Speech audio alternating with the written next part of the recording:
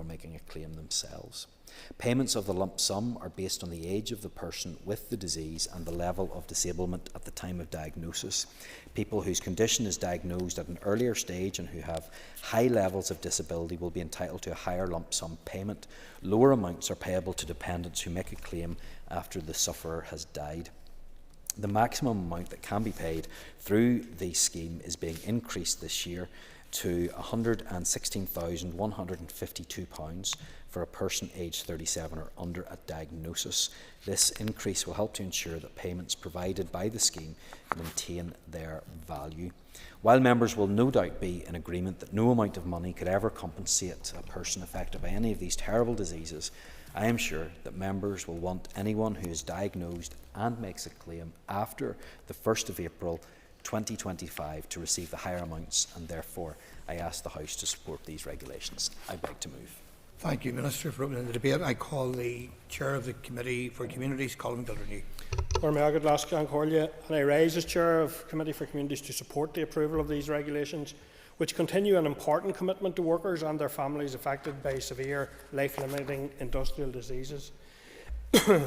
These regulations ensure those suffering from conditions such as pneumoconiosis, asbestosis and mesothelioma caused by exposure to harmful dust in the workplace receive compensation payments that keep pace with inflation.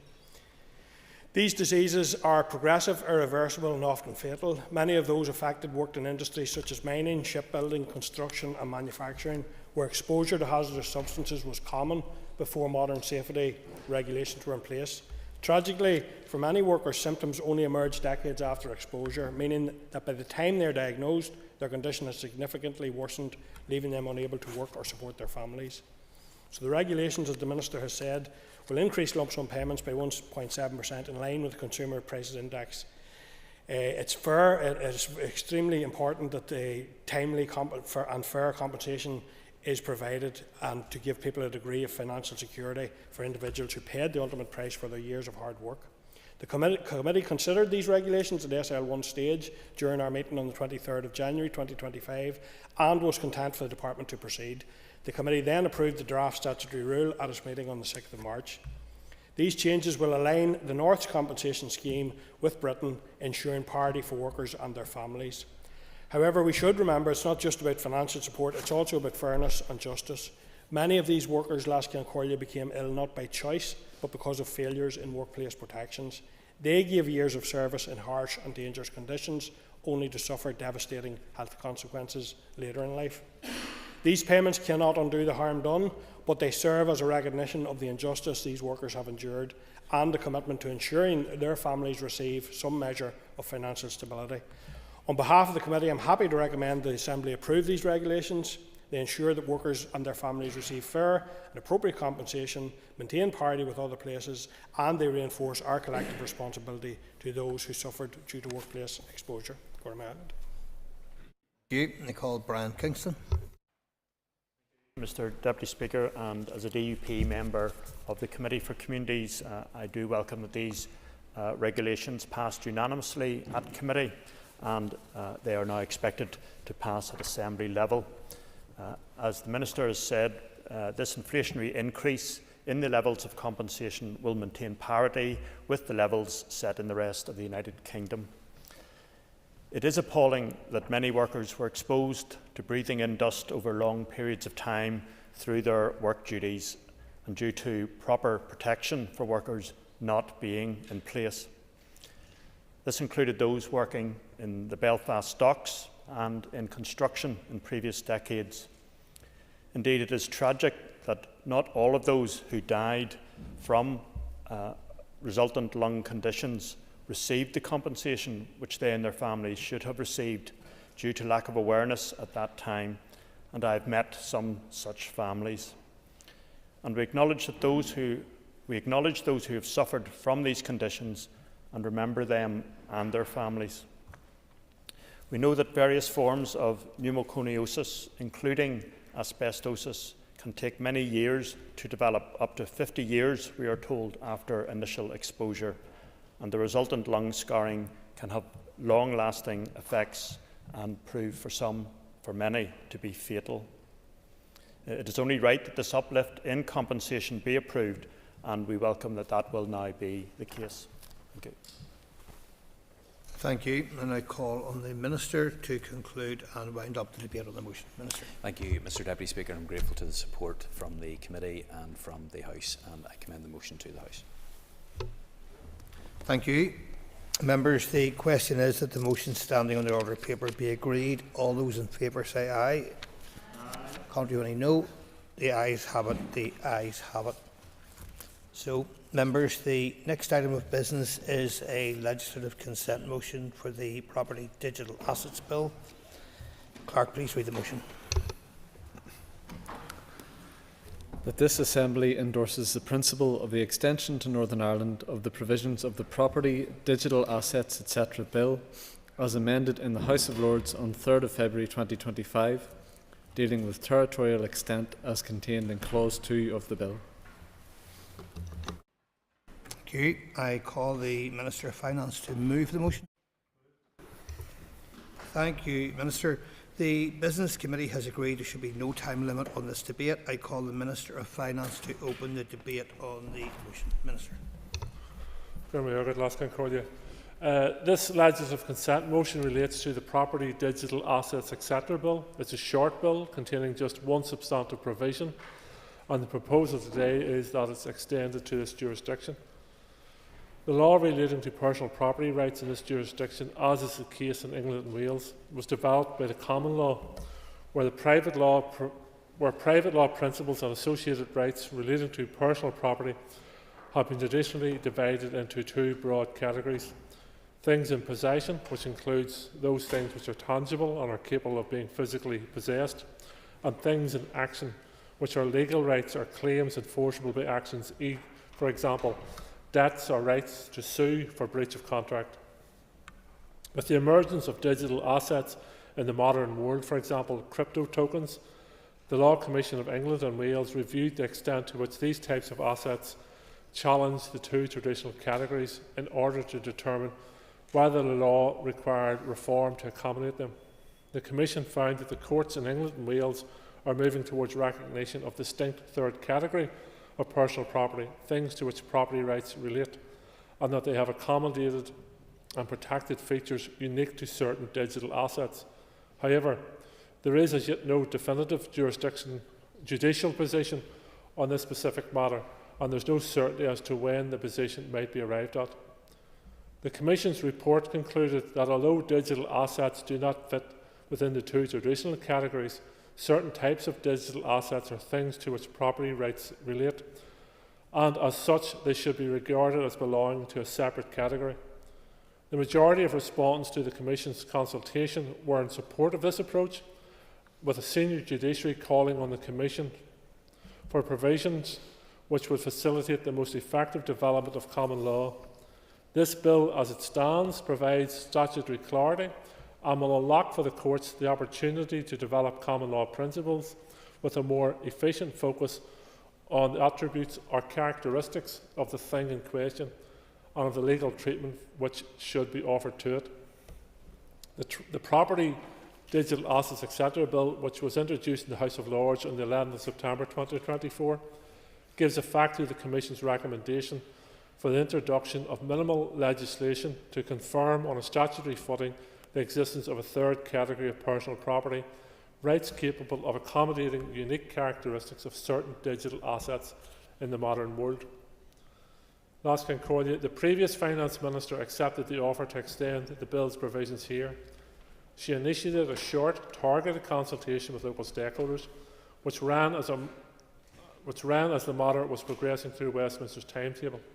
In parallel to seeking executive approval, which was obtained on the 21st of November, she also referred the bill to the Committee for Finance. Officials provided oral and written briefings to the committee. Following receipt of written and oral evidence in the House of Lords, the bill was debated in Westminster on the 3rd of February, during which it was amended to include this jurisdiction in its territorial scope. I led the legislative consent memorandum on the 10th of February, and the Committee for Finance agreed through its report to the Assembly published on the 12th of February that it was content with the proposed to extend the provisions of the bill to here by the way of an LCM. I thank executive colleagues and the Finance Committee members for their support and timely consideration of the matter. I want to briefly mention the consultation with local stakeholders. 2 responses were received from the Law Society and the Federation of Small Businesses. Both were positive, highlighting the extension of the bill to here would create clarity and legal certainty sooner than might otherwise be the case through the courts, and that such delay could lead to divergence and put businesses in this jurisdiction at a disadvantage compared to those in England and Wales. Turning now to the motion under consideration. Essentially, this is a short technical bill. It does not create any new rights, obligations or legal duties. It does not remove or dilute any existing rights or any new obligations, nor force or encourage the use of digital assets. It confirms in statute the existence of another category of things that can attract personal property rights, thereby seeking to reduce ambiguity in transactions involving digital assets. However, the bill does not define the boundaries of a third type of property or determine its legal treatment. It leaves this for the courts to develop via common law. In doing so, it will reduce time spent by the courts here on questions of categorisation of objects of personal property rights, and to allow them to focus instead on the substantive issues before them, reducing legal fees for individuals and businesses involved. The bill ensures that our laws are modern, up-to-date and future-proofed, and that we are an attractive place in which to deal with digital assets. Last Concordia, I commend the bill to the House. Thank you, Minister. I now call the Chair of the Finance Committee, Matthew O'Toole. Thank you, Mr Deputy Speaker. I'll reflect the scrutiny that the Finance Committee has undertaken with regard to this legislative consent motion. As members will be aware, digital assets play an increasingly vital role in modern society and the contemporary economy.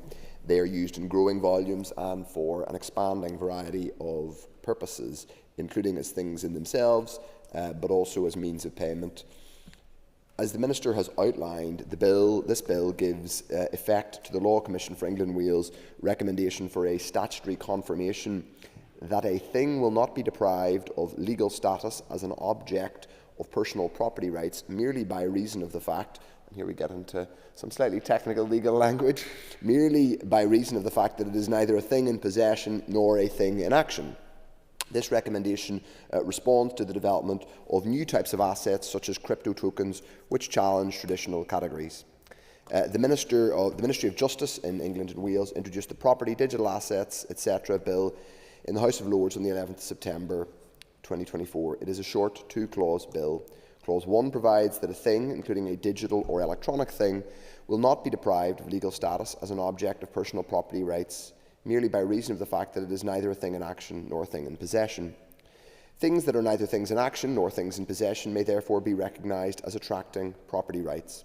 There may be other reasons, however, why a thing cannot be personal property, such as the fact that the thing in question does not satisfy the indication for personal property generally.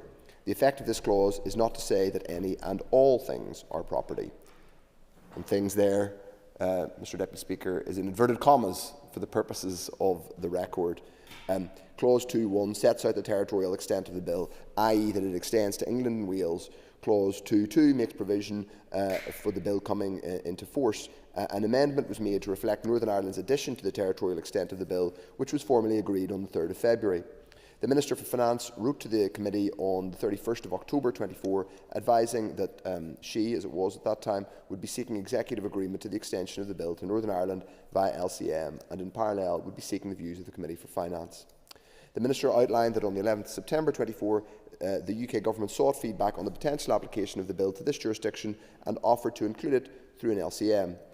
The Minister expressed support for this approach, noting that legislative constraints would prevent a specific Assembly bill at the same time frame during this mandate. The Minister also outlined how the Department was carrying out a short engagement exercise with potential local stakeholders, though it was considered unlikely there would be all that much specific local interest. As the offer from the UK Government to legislate on behalf of Northern Ireland has not followed the normal process, the Minister wrote to the Committee prior to executive agreement on the formal laying of a legislative consent memorandum. Executive approval was given on the 21st of October 2024. At its meeting on the 6th of November 2024, the Committee considered correspondence from the Department regarding the background to the bill, with members agreeing to schedule an urgent oral briefing with departmental officials.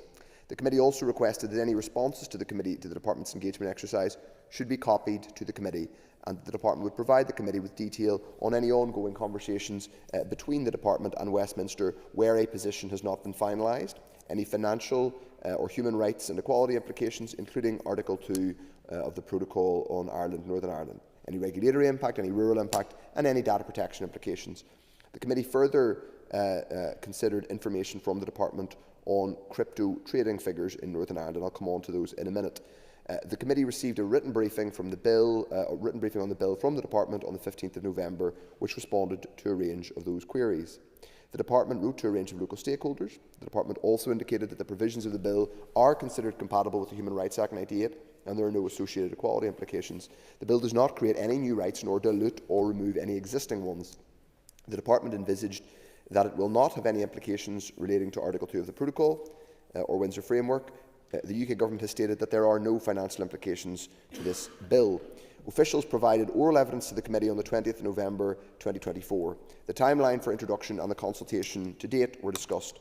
Officials noted that, quote, "We have not received one substantive response since it does not create any new rights or obligations for people who hold digital assets. It is not something to date that has captured a huge amount of interest." The Committee wrote to the FCA, the Financial Conduct Authority, to elaborate on the figures included in the 2023 Online Crypto Assets Consumer Report. The FCA responded with a reference to their research, which goes back to what I mentioned before about levels of ownership, which stated that ownership of crypto is highest in London and Northern Ireland, Mr Deputy Speaker, something that was of interest to the Committee. They emphasised that work to identify further underlying reasons is challenging without more research, but that is something that the Assembly and indeed MLAs will want to consider going forward in a range of areas. We, perhaps surprisingly, have the highest, outside London, we have the highest volume of crypto ownership in the UK, which surprised me and other members of the Committee. Officials advised on the 6th of December 24 that MOJ colleagues have been in touch and suggested that the laying of the LCM should wait until an amendment to extend the bill's provisions here is both formally agreed and the Minister has written back to MOJ to confirm this, and then said amendment was made at Westminster. The Department also informed the Committee on the 7th of February that in terms of the consultation, 2 responses were received from the Law Society NI and the Federation of Small Businesses, which the Minister reflected in his opening speech. While the executive agreed to this LCM extension, this LCM on the 21st of November 24, the LCM itself was not laid until the 10th of February 2025 by the Department, following the special Public Bill Committee stage at Westminster, which took place on the 3rd of February. At its meeting on the 12th of February 25, the Committee agreed that it was content with the proposal to extend provisions in the Property, Digital Assets, etc. Bill to Northern Ireland by way of a legislative consent motion. Therefore, I can confirm that the Committee for Finance supports the LCM and endorses the principle of the extension of the provisions of the Property, Digital Assets, etc. Bill to Northern Ireland. Mr Deputy Speaker, I just make a couple of brief observations rather than political points, but there are a couple of additional observations I want to make. Number one is that for those who have been following cryptocurrency, and that's not to damn or demean cryptocurrency, because I think this is a useful piece of legislation that we are extending to Northern Ireland, and clearly there are people who hold these as financial assets, and it makes sense that this legal provision is made. But it's true to say, and it's a wry irony, that a lot of the people who've been the biggest enthusiasts of cryptocurrency, Bitcoin, and other forms of non-traditional asset over the last number of years have been people who have railed against the state, indeed people who believe that the infrastructure of the state, whether those are legal restrictions, regulations, or indeed the operation of central banks, are the stuff of the devil, and the reason for having and holding cryptocurrency is to get away from the traditional structures of the state. Well, here in this part of the world, in the UK, indeed at a European level, and now at an American level with crypto bros, as they're known, trying to get the US Federal Reserve to take holdings of cryptocurrency, it appears that states and legal frameworks aren't so bad after all. That's an irony, Mr Deputy Speaker, that I simply wanted to put on the record, and I think it's one that we as legislators are going to have to be cognizant of going forward. Nevertheless, I think it is sensible that we make this provision, or we extend this provision to Northern Ireland, given that there are clearly ordinary investors who hold cryptocurrency and Bitcoin as part of a portfolio. I think it would be worth us understanding how, in the Committee for Finance, it may be something we interrogate a little bit more, exactly how Northern Ireland has come to have a perhaps surprisingly high volume of crypto ownership in terms of our small investors. But then the other brief point I just wanted to make is, though this relates to an investment or a financially adjacent concept, this is not clearly traditional finance. That's not the reason why the Minister of Finance has brought this motion. It's because it involves civil law. We're fundamentally talking about a civil law bill. Indeed, the officials who are here today are civil law officials. It reinforces again something I have talked about in the committee, which is the very odd and anomalous situation where the Minister of Finance, who I often give a hard time to, but does have quite a lot on his plate. His department has a lot to do. I think it would be more sensible, and I think lots of people think it would be more sensible, if the Northern Ireland Department of Justice, as with all other departments of justice in certainly the UK, Ireland and indeed most parts of the Western world, was to cover civil law themselves, because this of course creates is a fundamentally a legal reform LCM we're debating today, which will have an impact on the courts. It's not about financial services, so I think it makes sense that the Department of Justice finally expands its remit into the civil law. I think that's an anomaly which has gone on long enough. But I'll conclude my remarks there. Thank you.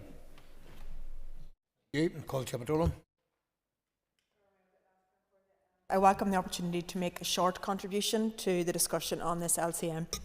This bill is a positive step which will help address concerns which have arisen about the legal status of digital assets and will ensure that they are not excluded from property rights.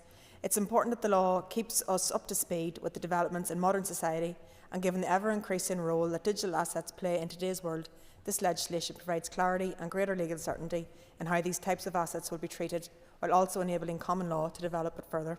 This will also reduce ambiguity in transactions involving digital assets and provide legal certainty for businesses in terms of risk assessments and investments, which should reduce disputes over ownership and lead to fewer legal proceedings. Thank you. That concludes the speakers. Minister, can I ask you to conclude and wind up the debate on the motion? Minister. Contributions. Last time, Crowley, I have nothing further to add, and I welcome the support of members during consideration of the LCM on this short law reform bill. Minister, thank you. Members, the question is that the motion standing on the order paper be agreed. All those in favour say aye. Contrary, any no. The ayes have it. The ayes have it. Could I ask you members to take your ease just for a change at the top table? Thank you.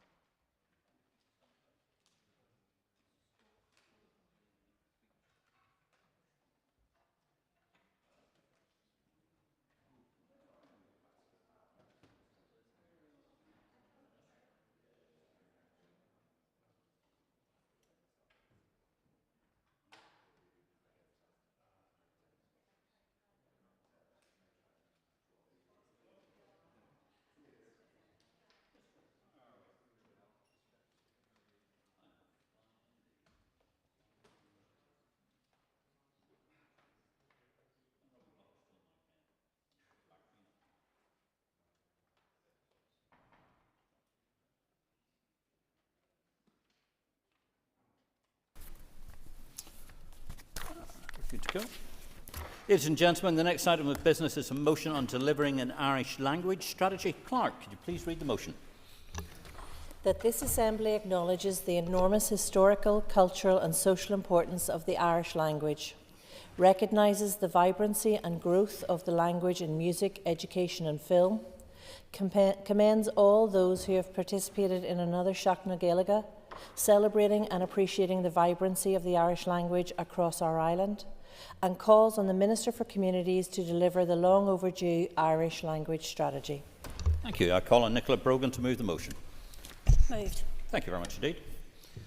Thank you. The Business Committee has agreed to allow to 1 hour 30 minutes for this debate. The proposer of the motion will have 10 minutes to propose and 10 minutes to wind. As an amendment has been selected and is published on the marshal list, the Business Committee has agreed that 15 minutes will be added to the total time for the debate. Nicola, could you please open the debate? Thank you. Thank you, Deputy Speaker.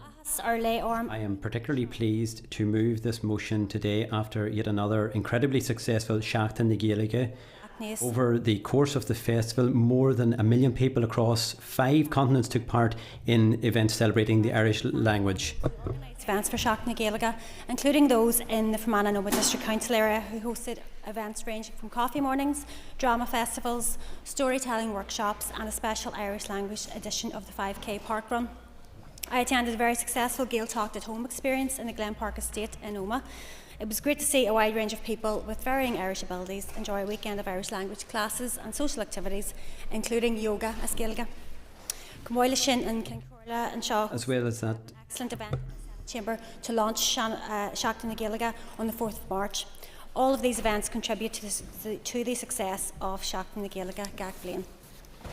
It is fantastic news that Fleadh na HÉireann is coming to Belfast in 2026. I'd like to take this opportunity to congratulate all involved in bringing this event to the north. Fleadh is a wonderful celebration of traditional Irish music, culture and language, and it's fantastic to have it in Belfast. This will celebrate 75 years of Comhaltas. And it will be only the second time that the All-Ireland Fleadh will be held in the north of Ireland. It's coming to Belfast in 2026. I'd like to take this opportunity to congratulate all involved in bringing this event to the north. The Fleadh is a wonderful celebration of traditional Irish music, culture and language, and it's fantastic to have it in Belfast. This will mark the 75th anniversary of Comhaltas and will be only the second time that the All-Ireland Fleadh will be held in the north of Ireland. Events at the Fleadh range from large concerts and well-known acts to street and youth performances and community ceilidhs. There will also be competitions in music, song and dance. I hope that many people take the chance to get involved with the Fleadh and enjoy everything that this celebration of Irish culture has to offer. There's no doubt that the Irish language has made huge advances in recent years. The Irish language community is vibrant and thriving. Irish medium education is the fastest growing sector in education, and we're seeing more and more road signs with bilingual language. And last week the Infrastructure Minister, Liz Kimmins, launched a pilot scheme for traffic signs, to have traffic signs in Irish and English in the Gaeltacht quarter in West Belfast, which is very welcome development too. And with the international success of Irish language groups like NECAP, and the fact that we can address the Assembly as Gaeilge Inish, it's clear that the Irish language across the north is going from strength to strength. So it does sadden me to say that the Irish language community has achieved all of this without the help of the entire executive.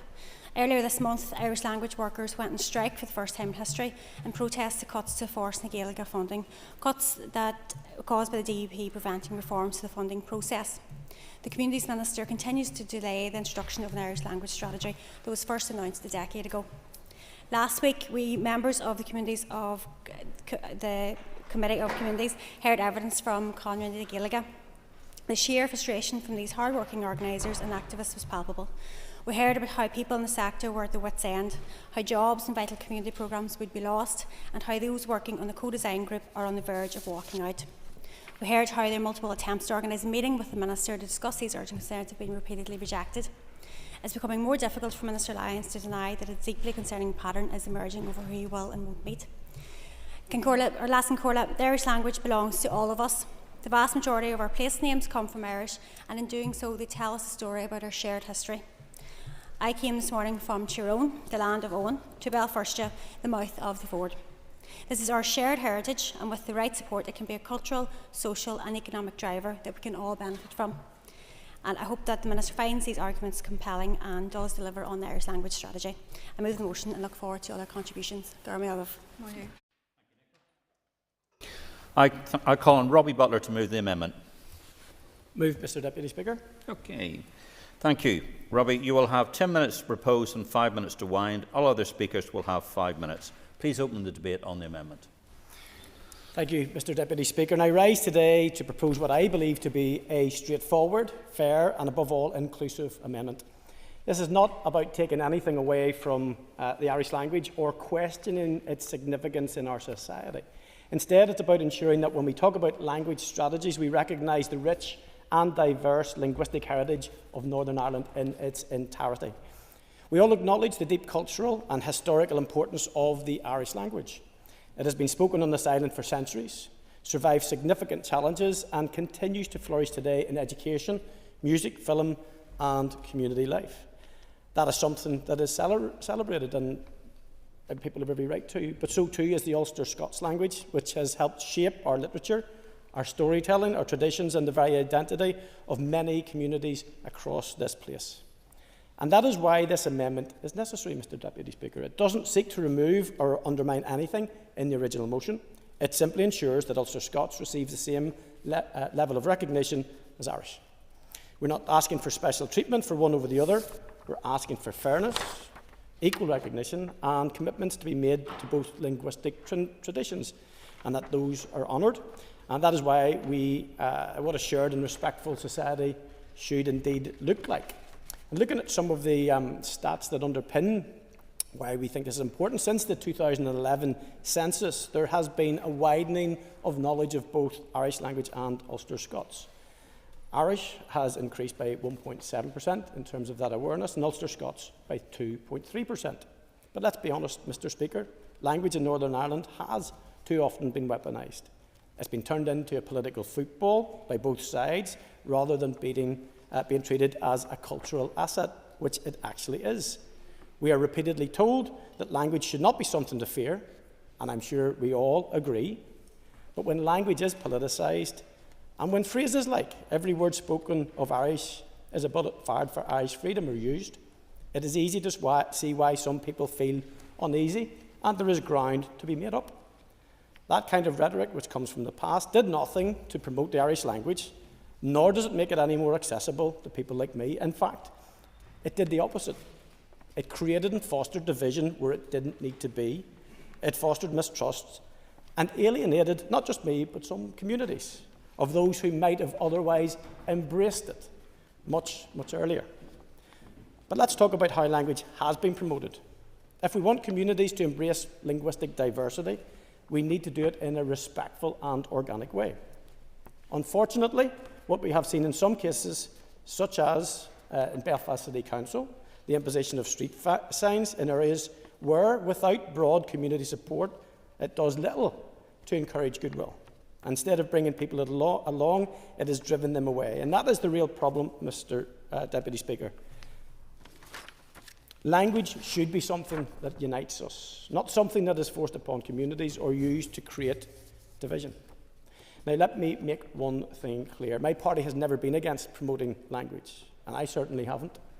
And we have a proven track record of delivering on linguistic commitments. In fact, when my colleague, Michael McGimsey, was Minister for Culture, Arts and Leisure, we took the steps to support and develop the Irish language. Under his leadership, Forest na Gaeilge was established, creating a structured cross-body body to support Irish language, and it was during that time that Irish was lodged under the European Charter for Regional or Minority Languages, fulfilling the commitments made under the Belfast Agreement. These were not empty gestures, they were real substantive measures taken by a minister from my own party. Since then, member groups for Irish-speaking and Ulster Scots has grown rapidly.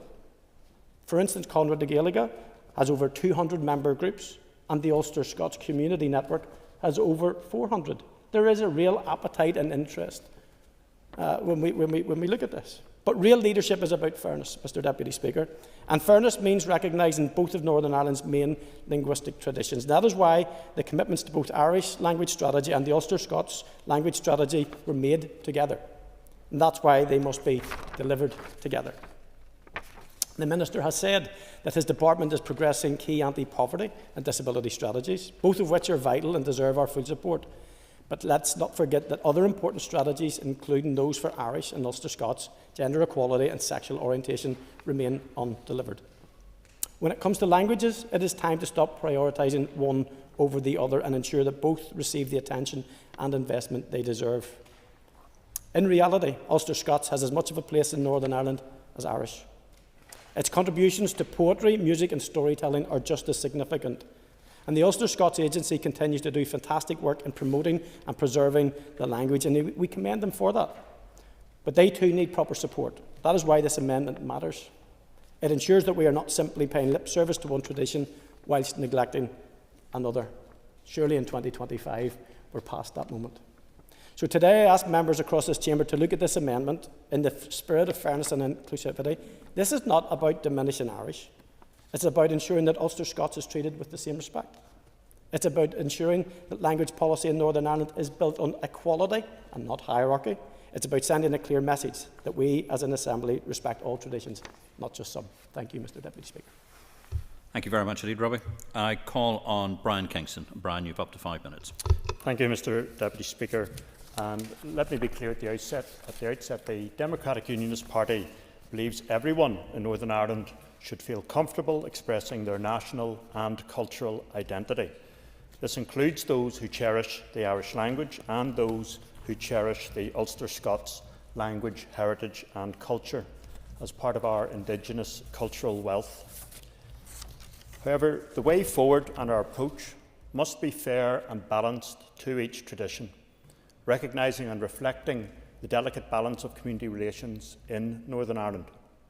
Our United Kingdom has a rich and interwoven tapestry of language and heritage, beloved by many, and there is no reason to be fearful of other people's identities and languages.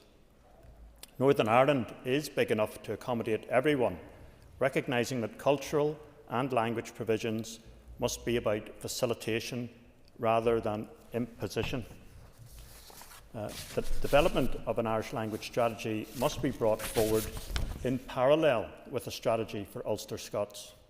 Both of these pieces of work are cross-cutting and will require executive consideration and approval and widespread consultation.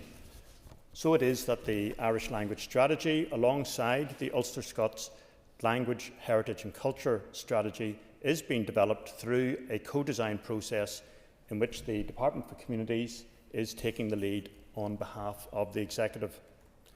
The DUP indicated in 2017 that we could not support legislation for Irish on a basis that would elevate the Irish language above English or reduce career opportunities for those who did not speak Irish. The same principles must apply to any strategy that is brought forward. We regret that the Sinn Féin motion limits its aspect to just the Irish language, and we welcome the Ulster Unionist Party amendment, which is more balanced and inclusive and recognising the Ulster Scots aspect also. Burdens placed on public authorities must respect language services to be fair and proportionate.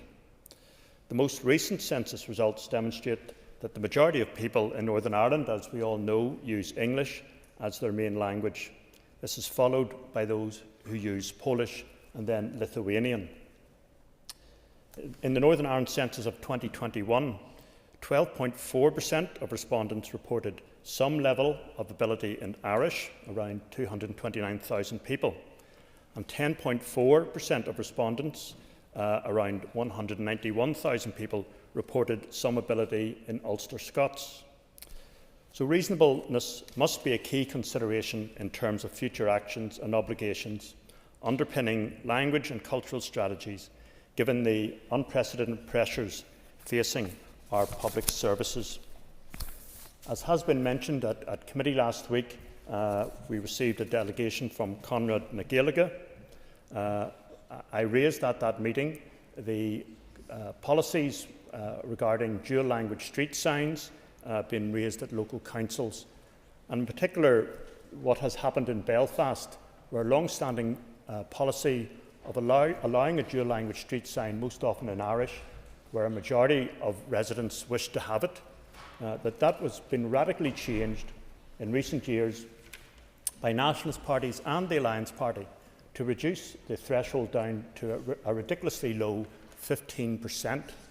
This has caused dissent within areas which are quietly mixed, where our residents get on together, and has now caused tensions. And just 2 weeks ago at committee, in my constituency of North Belfast, we had 2 streets. When the survey was done, the majority of residents did not consent to having an Irish Street sign added. In Sunningdale Park North, 22% were for an Irish Street sign, 33% were against, and in Ben Madigan Park South, 23% were for the Irish Street sign, 26% were against. But in both of those cases, nationalist councillors pushed the matter through at committee. That level of threshold is clearly undemocratic, it's unfair, and it needs to be changed. It is disrespecting the views of residents who view it as cultural branding of their area. It is also... I'll give way briefly, yes. I thank the member for giving way on a very crucial point, and would he agree with me that this is not only happening in councils like Belfast, but also in other councils across Northern Ireland, where the advancement of such cultural supremacy is indeed causing worry and angst among those who are legitimately concerned? And regrettably, the member has now run out of time. Do not get an extra minute? No, you're not getting an extra minute.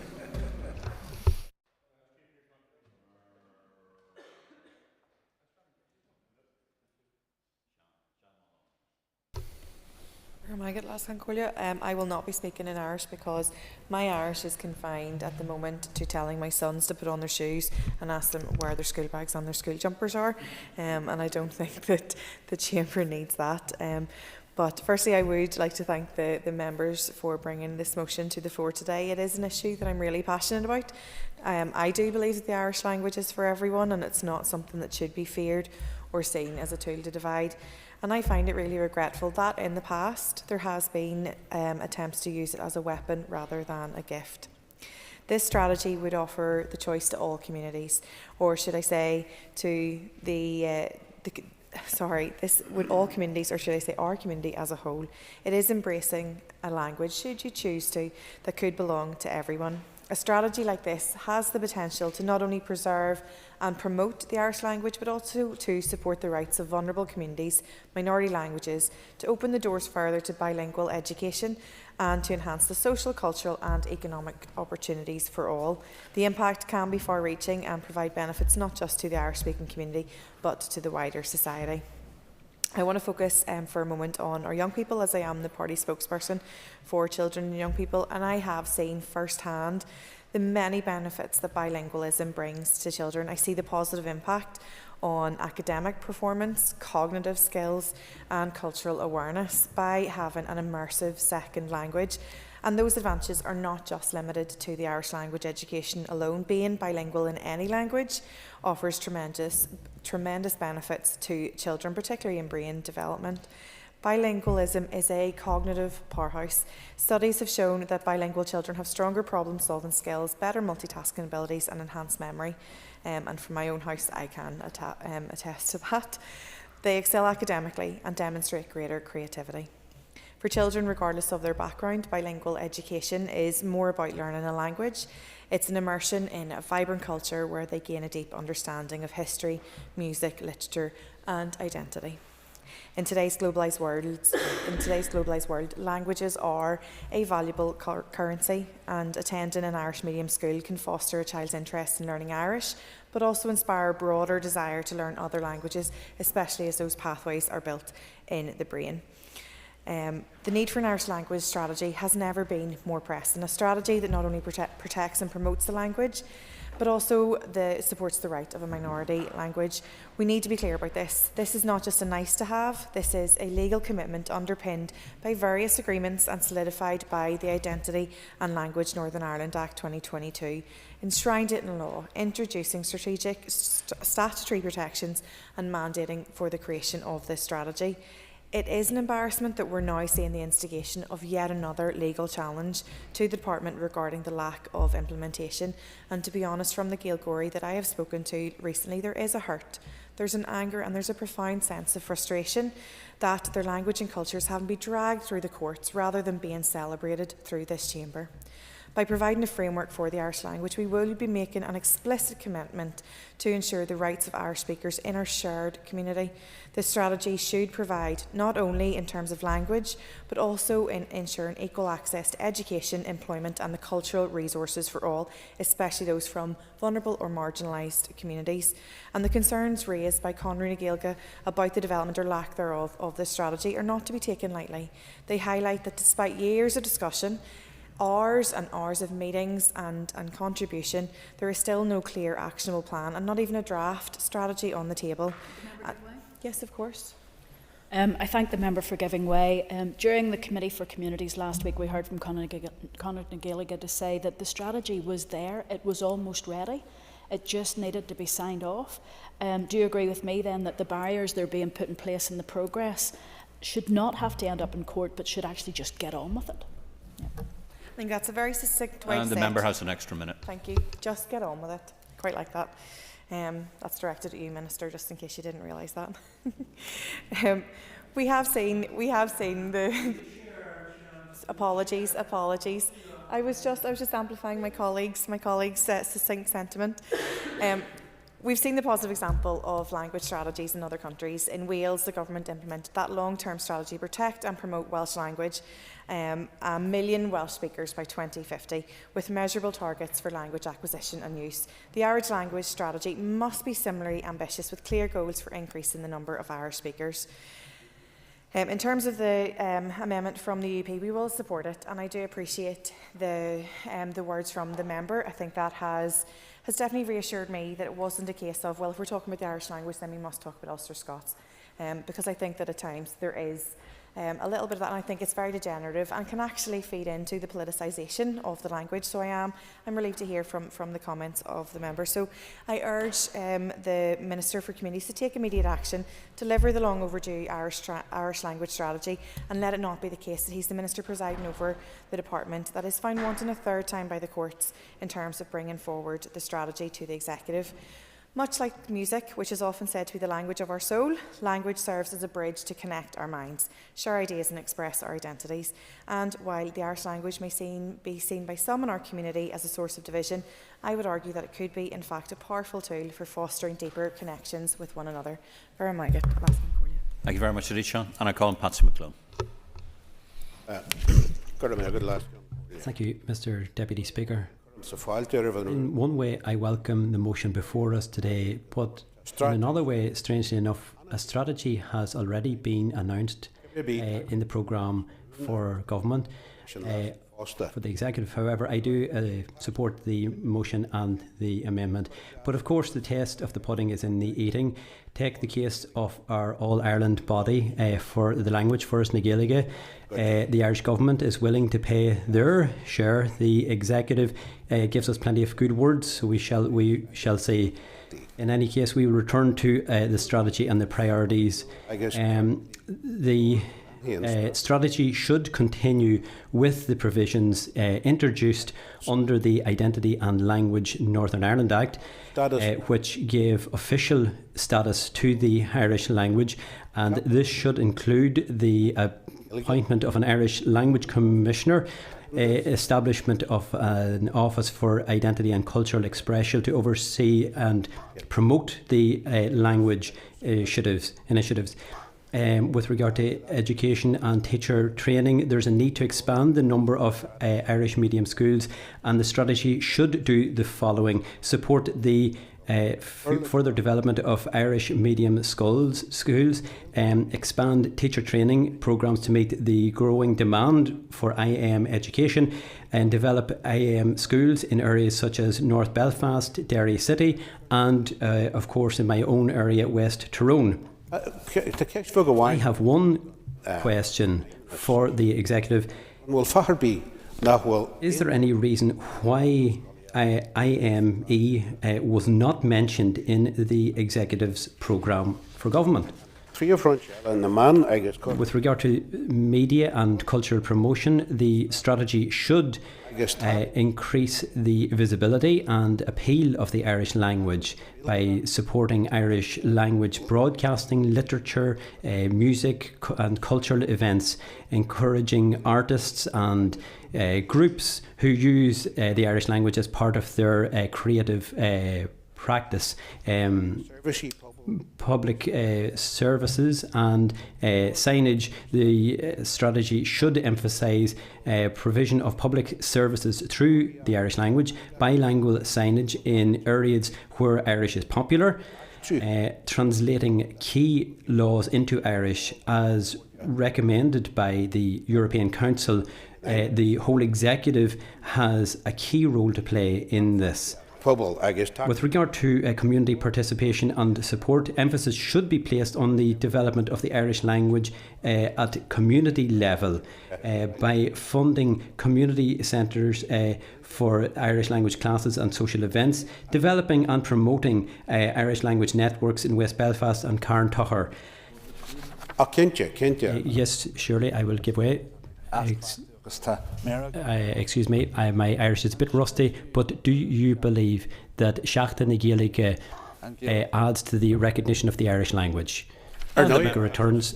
And at this point I would like to say that I do commend the Speaker's office for the amount of information that was given to us and the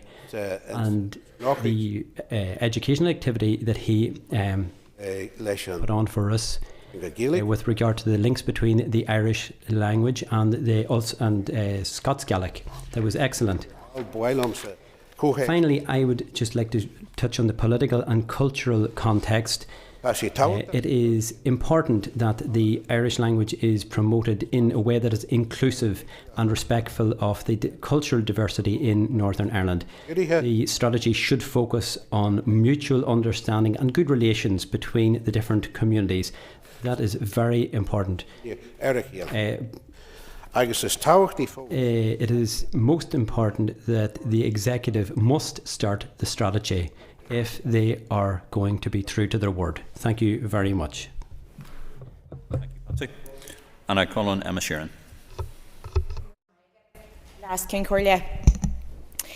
Thank you, Mr. Deputy Speaker. Firstly, I would like to say that I spent the weekend in Godor, where our native language is alive and kicking and is spoken in every part of the area.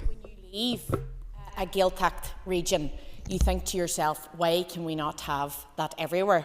The vibrancy of the language, the visibility of the language, it's a living, breathing thing in the places where the language was maintained, where they couldn't wipe out our language.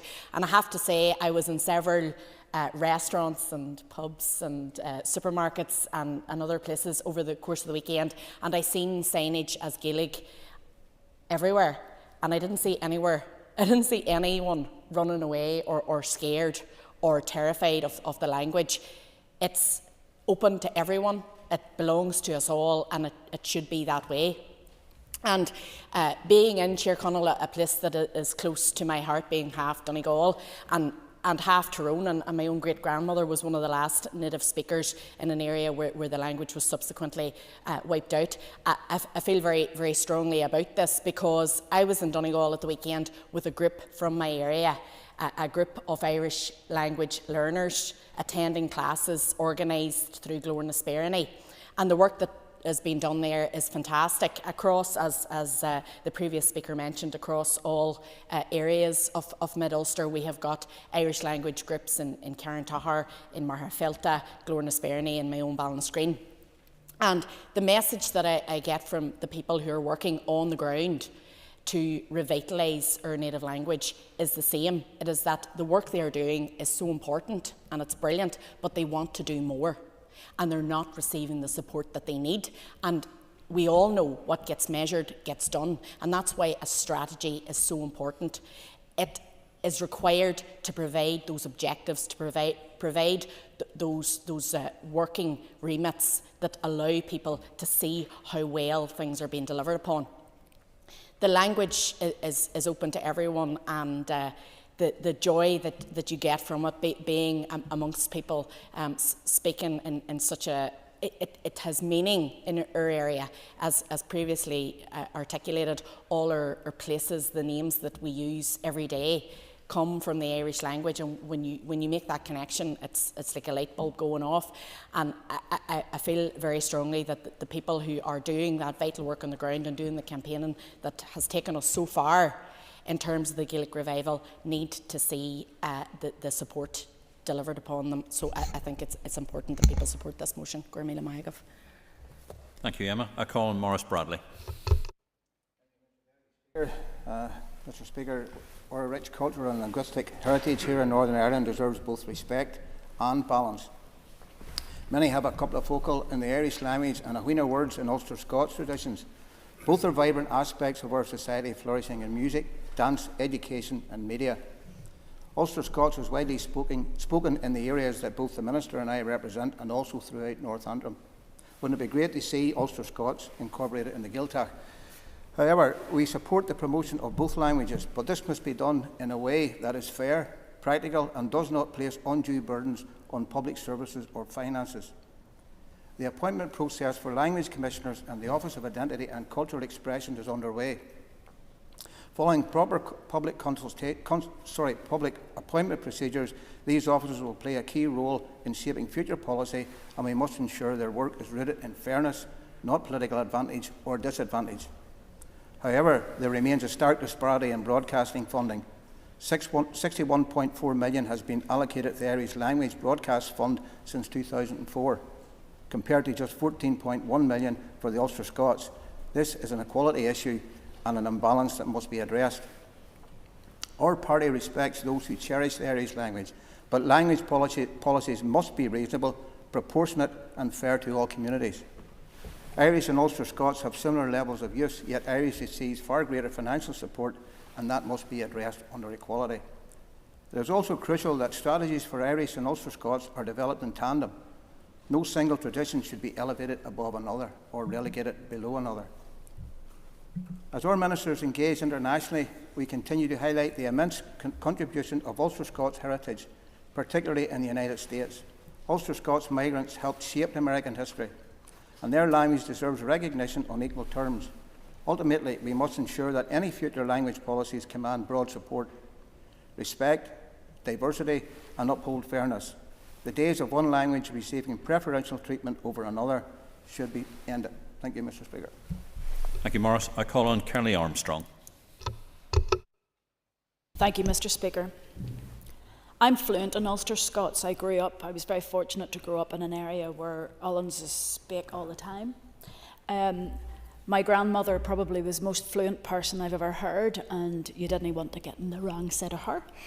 But today, we can all accept that the historical, cultural and social significance of the Irish language and Ulster Scots, we can accept that, the strength of that across all of our community. The Irish language, or Gaelic, and Ulster Scots are more than a means of communication. They are living evidence to our shared heritage and identity. In recent years, we have witnessed a remarkable resurgence of both languages across various cultural domains, including music, film, radio, television, festivals and events and sports. I commend all the participants of Sacna Gaelic, a festival that annually celebrates and promotes the Irish language across our island. This event fosters unity and pride, encouraging both fluent speakers and novices to engage with the language in meaningful ways. And my thanks to Conrad na Gaeilge for their presentation to the Committee for Communities in Irish, but it highlighted also the frustrations that they have that there is a lack of movement on the Irish language strategy. Mr. Speaker, despite these cultural advancements, there still remains a pressing need for a formal support through a comprehensive Irish language strategy. The New Decade New Approach Agreement explicitly mandates the development of such a strategy to enhance and protect the Irish language. The British Irish Parliamentary Assembly, BIPA, in their report Provision for Indigenous Minority Languages in the BIPA jurisdiction, said, "Too often in these islands, language has been a source of division.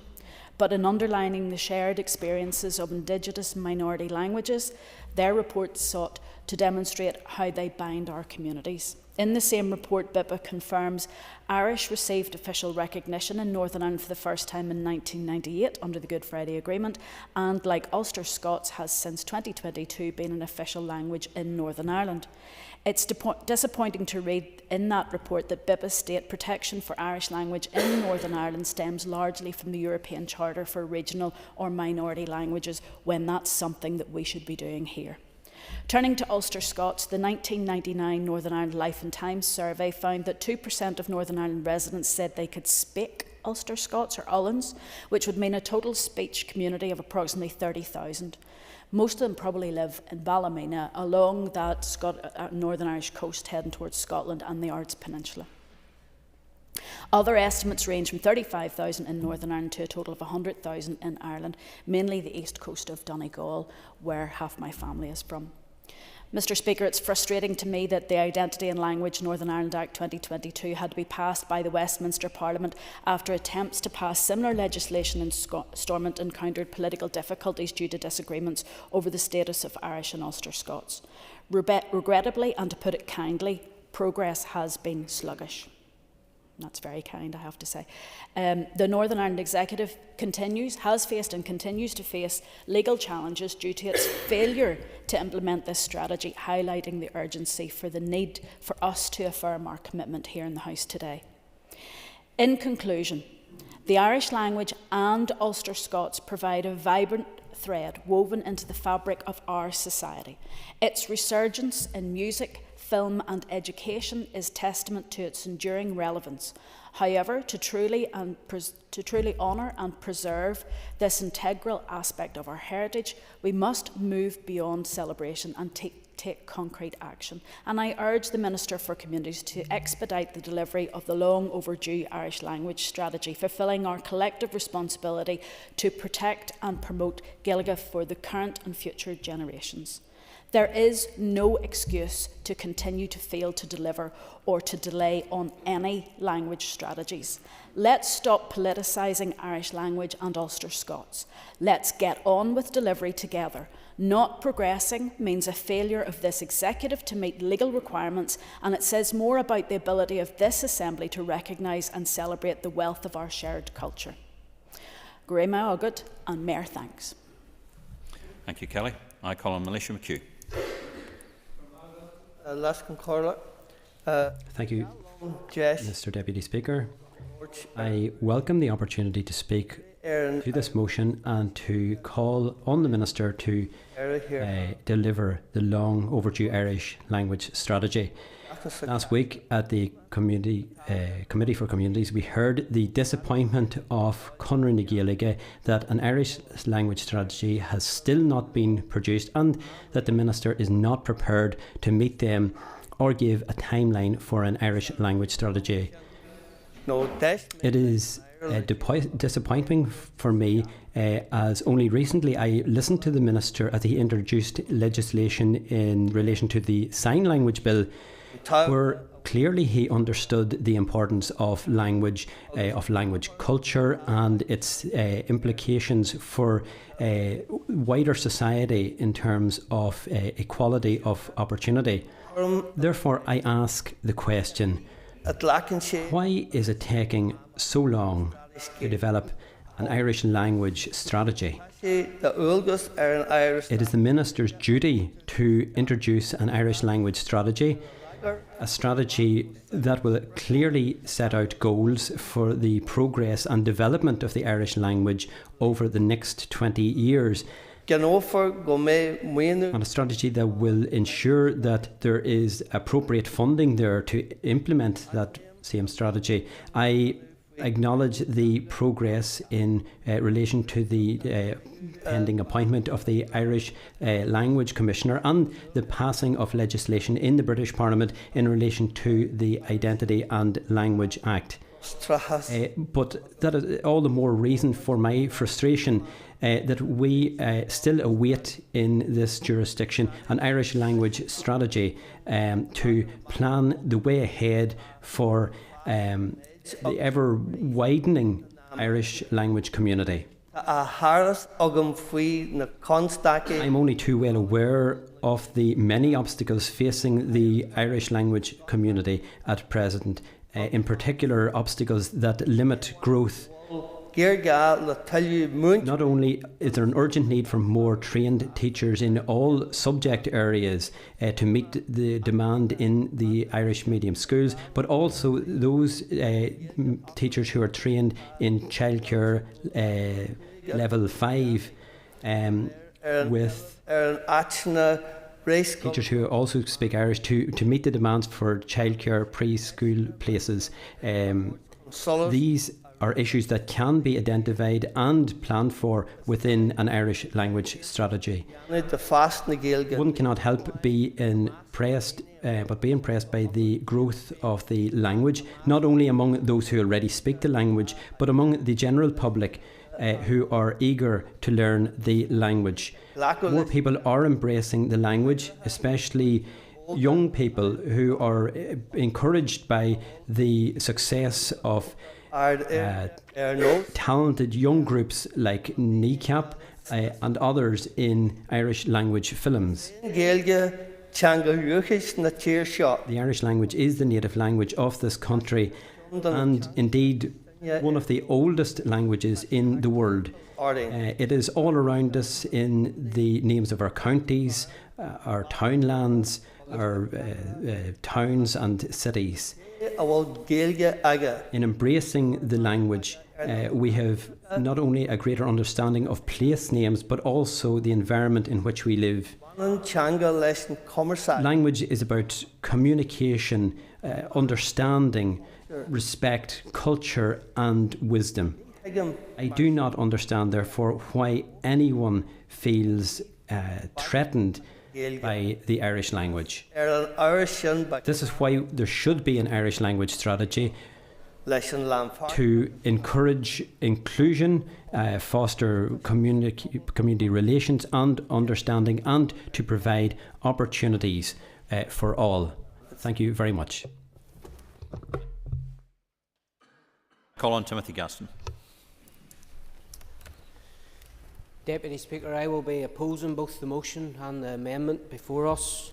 I will be doing so in the knowledge that my words and actions in this House today have the support of the Unionist community, not just in Northampton but right across Northern Ireland.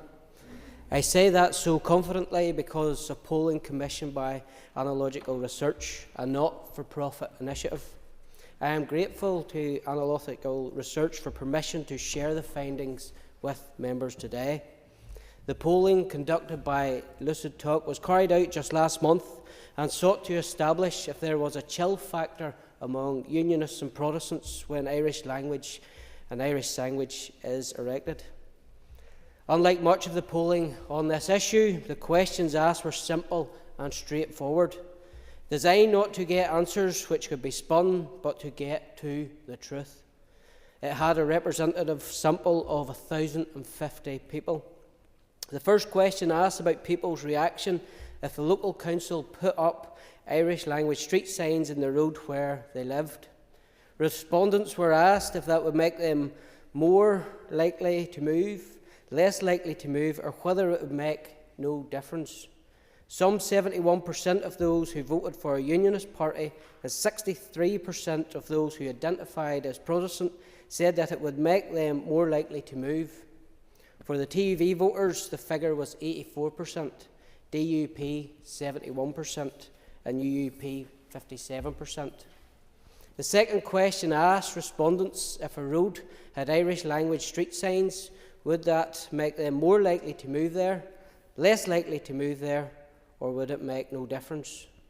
88% of Unionist voters and 82% of Protestants said they were less likely to move there. The responses from different Unionist party supporters were very similar. The DUP, 89%, TUV, 86%, and Ulster Unionists, 84%. The third question related to council-run leisure centres. People were asked if their leisure centre had Irish signage, would it make them more or less likely to use the facility, or would it make no difference? Some 75% of Unionists and 69% of Protestants said the Irish signage would make them less likely to use the leisure centre. The reality is that while the Irish language is appreciated and celebrated by some, it has a significant chill factor for many in our society. Forcing it in areas, as has happened in Belfast and will doubtless happen more widely now that the DUP have agreed to set the wheels in motion of the appointment of an Irish language commissioner, is regressive and will result in a more polarised society. People who do not regard Irish as part of their culture, such as myself and the people I represent, have no difficulty with the language being cherished by those who appreciate it. Equally, resisting its aggressive promotion in places where it is not wanted does not make them bigots. The truth is that Irish can be and is used as a cultural weapon, which will result in a more divided society and polarised society. Lots of people pushing this will like to talk about equality, but the truth is that when it comes to equality for the Irish language, it's the Gerry Adams version of equality many aspire to. Apologies for the unparliamentary language, but I think it's important to quote Mr. Adams accurately in this. The point is to actually break these bastards. That's the point. And what's going to break them is equality. That's what's going to break them. Equality. Who could be afraid of equality? Who could be afraid of treating someone the way you want to be treated? That's what we need to keep the focus on. And that's the Trojan horse of this entire Republican strategy. This motion is a Trojan horse motion. The amendment is wrong-headed as it carries all the hallmarks of those taken in by the Trojan horse. The commitment in the programme for government to develop a strategy is wrong and should never have been made. The Irish language community have Sinn Féin to thank for it being a chill factor to unionism. Thank you, Mr. Gasson. I call on Jerry Carroll. Thank you, Mr. Deputy Speaker. Irish is a minority language. It needs two things: rights and resources. The Irish language community is growing. The number of young people in Irish medium education is growing. The number of adults learning Irish is growing. And that community needs proper funding and support. That community deserves that funding and support. In my own area, services are at risk. Teachers are under pressure. There is a school, Gaelscoil and Lunine, which still does not have a proper building. So it is absolutely vital that Stormont implement the Irish language strategy. A strategy that provides proper resources for the language. You have been delaying this for far too long. Very often the major parties say to us that there's not enough money, but that is untrue. You have given recently millions to Invest NI, even though there are reports about Invest NI money being used to repair Israeli planes. So stop the excuses, stop the platitudes, implement and fund the Irish language strategy now. And now in English. I think for too long, the Irish medium education sector has been too reliant on goodwill, unsustainable ad hoc funding. Corley and the Gaelscoil Acta completed an audit of progress in the review of Irish medium education recently, and they found that since 2008, zero progress has been made on a quarter of the recommendations made in the review of the Irish medium education, and that's absolutely no progress at all in the span of 17 years on accommodation issues, support for special education needs, informal learning through Irish and Irish language support for children at home. Areas of particular concern, Deputy Speaker, also include staff training in the Irish medium sector. Education workers report that DE and the EA don't understand the challenges associated with immersive education in a target language. Institutional inertia, as many have described it, is failing the needs of Irish medium education and its learners. And a well-resourced Irish medium education strategy should also be a priority for the Education Minister, and I would urge him to get on with it. Thank you. And I call on the Minister. Minister, you have up to 15 minutes. Thank you very much, Mr. Deputy Speaker. For any place, language, the way things are spoken about, which in turn can influence how things are thought about, is a central element to that place and to its peoples. And Mr. Deputy Speaker, it's important that we respect each other, and that means respecting each other's culture, heritage and languages. The work, however, is not straightforward. We've heard this morning that the journey towards strategies has been a long one, and I can only speak as Minister about the most recent year of that journey, whilst being conscious of the years preceding that. There are clearly challenges in relation to costs and funding. There are many calls on our public finances and decisions to be made, many centred around how we prioritise spend. It's clear that the many components of our heritage, culture and creativity can improve personal and community well-being, can improve community cohesion, can reduce recidivism and can improve skills. It's therefore important that we seek to find funding for these activities, and I very much include language in this space, as language is a key component of our wider heritage and culture. However, we must remember that finances are limited. Not everything that we aspire to do is possible. Not everything that can make a positive difference can be funded. But language can enrich our communities, our learning, our media and publications, our cultural lives and our economy. It can also be used as a tool to divide. And there's much talk about rights to speak in a certain language, rights to be able to celebrate a certain language. But that needs to continue to be set against the rights of all to choose not to use or connect with a particular language as well. And it is in this context that the Executive's Ulster Scots Language, Heritage and Culture Strategy and Action Plan and Irish Language Strategy and Action Plan are being developed. As we have heard, this development has moved through a number of phases. Expert advisory panels provided recommendations in 2022 on what the strategy should seek to address. Co-design groups of stakeholders were brought together in October 21 to provide input on the development and content of the strategies and action plans. And the co-design groups are chaired by a sectoral stakeholder and a senior official in my department. So I'm grateful for all of the work that has been undertaken and all of the knowledge and expertise that has been shared through the work of the co-design groups. And I am grateful to each member of the two co-design groups. They focused strongly in 2022 and 2023 on action plans to implement strategies. These were ambitious, not just in terms of costs, but also in terms of the people and resources required, in terms of the skills development needed, and in some cases, in terms of the necessary technology. In 2024, the group's focus was more on the draft narrative strategies, and in October 2024, the co-design groups completed their drafting work on the two narrative strategies. The outputs from this phase of the work of the co-design groups were then passed to my department for consideration. A key element of this consideration needs to be the achievability of proposed actions and how they fit with broader departmental and executive priorities, with work already underway.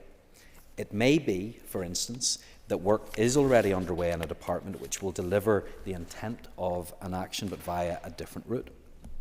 The next stage of work is central to the role of the cross-departmental working group of senior officials.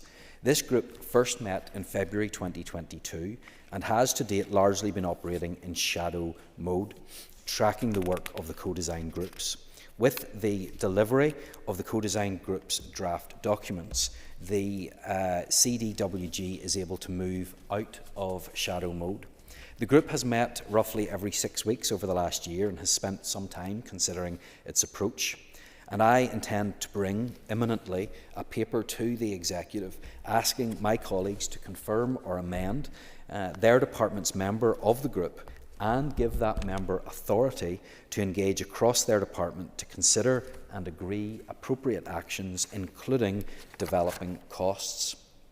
After this phase of work, which given the range of potential action areas and other work going on across departments will take a few months, I will be in a position to consider draft strategies and action plans for bringing to the executive for approval of public consultation.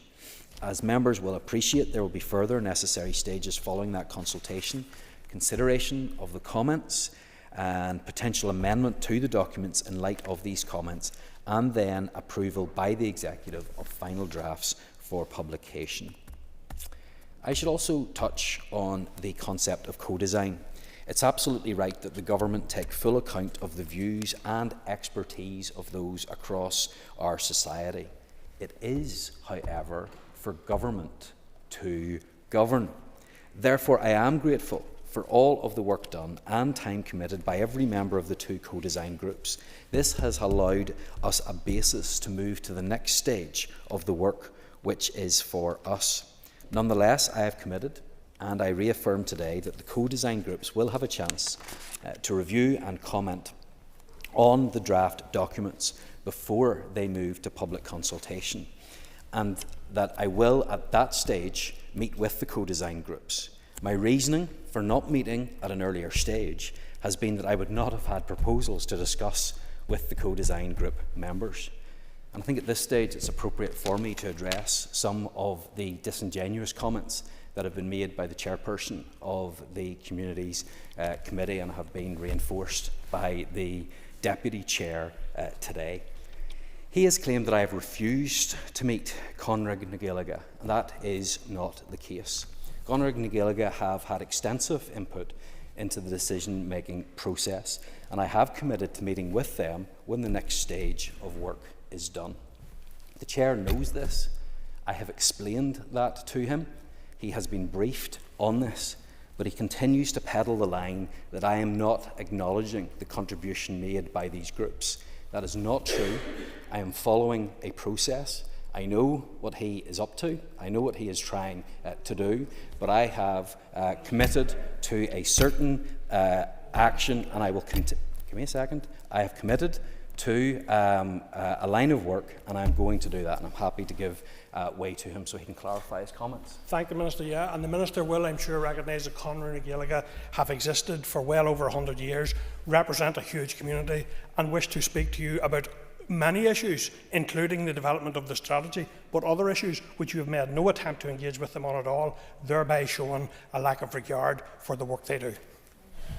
Well, my understanding is that they have been in contact to discuss this work. If there are separate issues that they want to raise, I am happy to discuss those. However, I have put in place a process which the member is well aware of, because it's exactly the same process that I have put in for the other key strategies, including the anti-poverty strategy, which he continues to call to be published, even though I have already committed to ensuring that that goes to the executive by the end of this month. I will give way to him again. So the Minister will recognise, and I agree, that you have set out a process. What I have said, and what I believe other committee members have said, is that that process is not giving proper recognition to the groups who have put in so much effort to assisting your department with working on these strategies, including under the previous Minister, and significantly drafting strategies which they are now seeking to reiterate and have further input on. And in all of these strategies, they have had incredible input, because the way in which these were set up by my predecessor had given them the access and the information that they needed in order to co-design that with us. We are going through a process now with the various strategies, with the cross-departmental groups, and he is aware of those. He may disagree with that, but he is well aware of the process that I have put in place. He may disagree with that, but I believe that he's being disingenuous in the way in which he is presenting it, and I will be calling that out. So I hope that that makes clear the processes that I have been following, and I say again, they are the same for the language strategies as for the social inclusion strategies. I recognise that the work of the cross-departmental working groups is to review, assess and critically evaluate the inputs from the co-design groups. That's taking time. I know that's frustrating the co-design group members and others, but it is a vital stage of ensuring that we have strategies that address the issues, that are deliverable and will not create problems of division. So I'm bringing my remarks to a close, and having explained the process of developing the strategies and the current stage in that process, I want to return to the important role that language plays in the life of Northern Ireland and of each of us. I've stated on numerous occasions in this chamber and to the committee that I fully respect the rights of people in regard to their cultural and linguistic heritage. It is, however, vital that we balance those benefits with the costs and impositions that might involve. And it is on this basis that I will manage the process that now moves into the cross-departmental working group stage. Thank you. Thank you, Minister. The Business Committee has arranged to meet at 1300 today. I propose, therefore, by leave of the Assembly to suspend the sitting until 1400. The debate will continue after question time, when the next member to be called will be Doug Beattie to wind on the amendment. The sitting is, by leave, suspended. Thank you.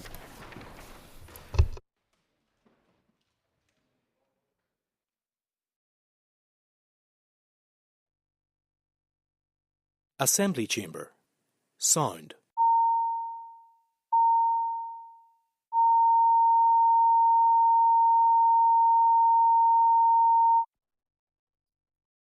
Assembly Chamber. Sound.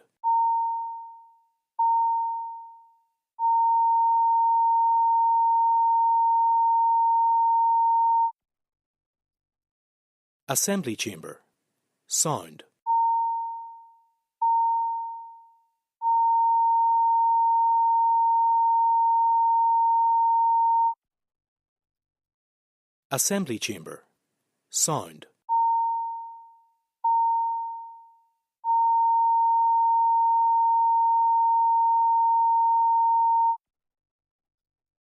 Assembly Chamber. Sound.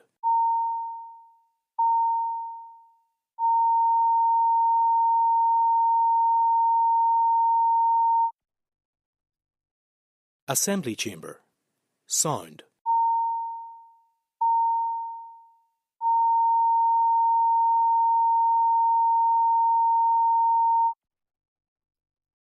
Assembly Chamber. Sound.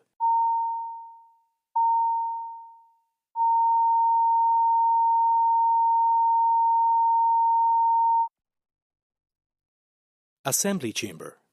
Sound.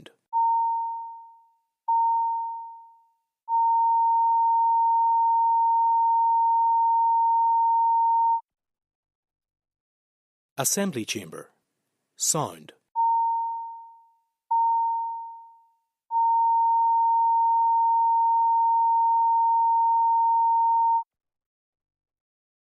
Assembly Chamber. Sound.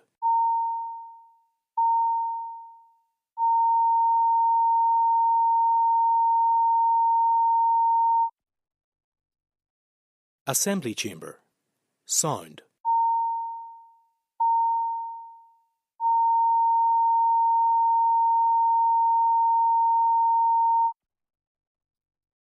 Assembly Chamber. Sound.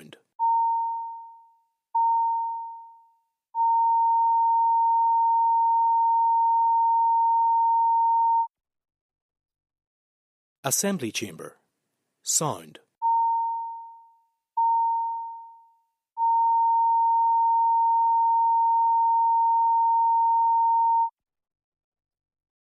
Assembly Chamber. Sound.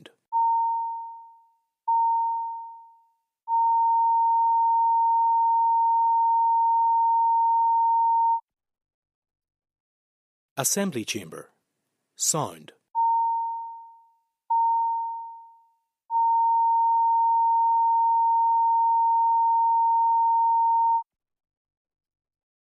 Assembly Chamber.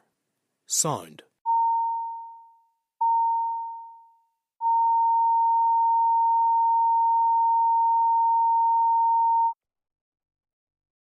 Assembly Chamber. Sound.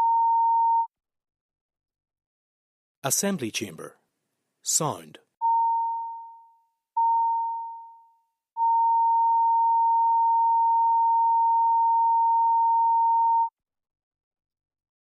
Assembly Chamber.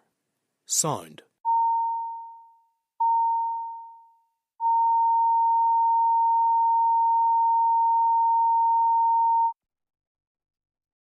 Assembly Chamber. Sound.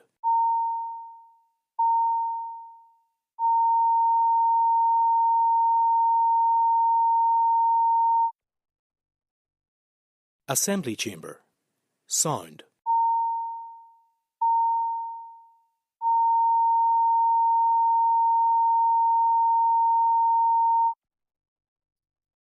Assembly Chamber. Sound.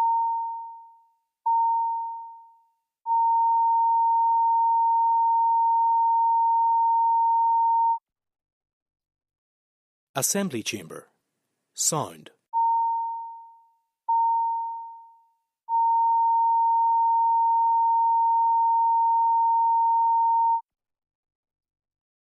Assembly Chamber.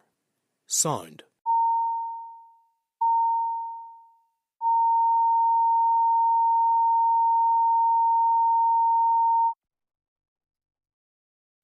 Chamber. Sound.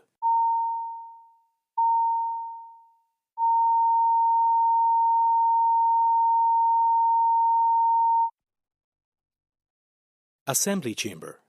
Sound.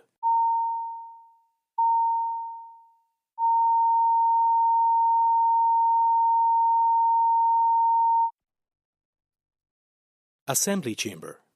Sound.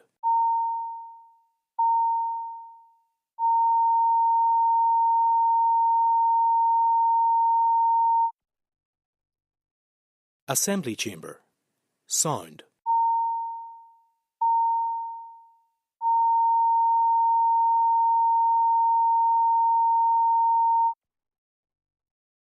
Assembly Chamber. Sound.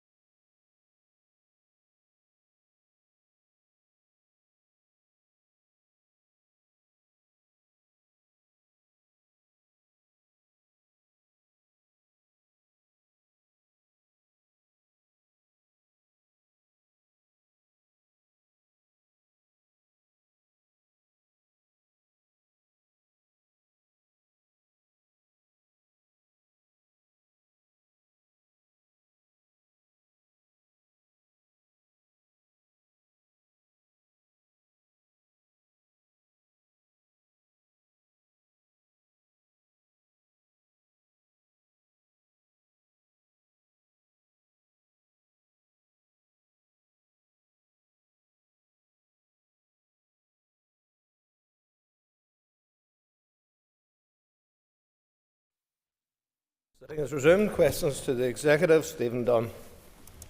One, Mr. Speaker. We welcome the publication of this report on the 6th of March.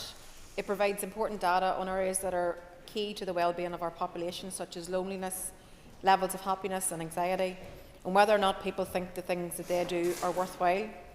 Overall, higher life satisfaction and worthwhile scores indicate an improvement in individual well-being compared with previous figures. 34% of people reported very high levels of life satisfaction, 37% of people reported very high levels of happiness, and 42% reported very high levels of feeling that the things they do are worthwhile. 66% of people reported very low or low levels of anxiety, and there was a significant decrease in the number of people who reported feeling lonely at least some of the time. However, not everyone in our society experiences the same levels of well-being. People who reported their health as very good reported better levels of well-being than those that reported their health as bad or very bad. And people with a disability reported lower levels of well-being than those without a disability. People living in the most deprived areas reported the lowest levels of individual well-being compared with all other areas. And people in employment reported better levels of well-being than those not in employment. Our programme for government highlights our commitment to working together to improve the well-being of everyone who lives and works here. Mr Dunn. Thank you, Mr Speaker, and thank the First Minister for her answer. Can I ask the First Minister how information included in reports such as these will be used to track progress against the programme for government in tackling issues such as anxiety and loneliness, which, as outlined in this report, do remain alarmingly high right across Northern Ireland? Yeah, I think, when you reflect on the report, there's been some improvements, but some areas where we just need to keep a very close full eye. And I think the programme for government measurements are wellbeing indicators which will be used to sort of chart our advances and our progresses across all of these areas. The fact that it's going to be continuously updated will give us a chance to actually see where we are making progress, and certainly, perhaps even more importantly, let us see where we're not making progress and where people's outcomes haven't improved.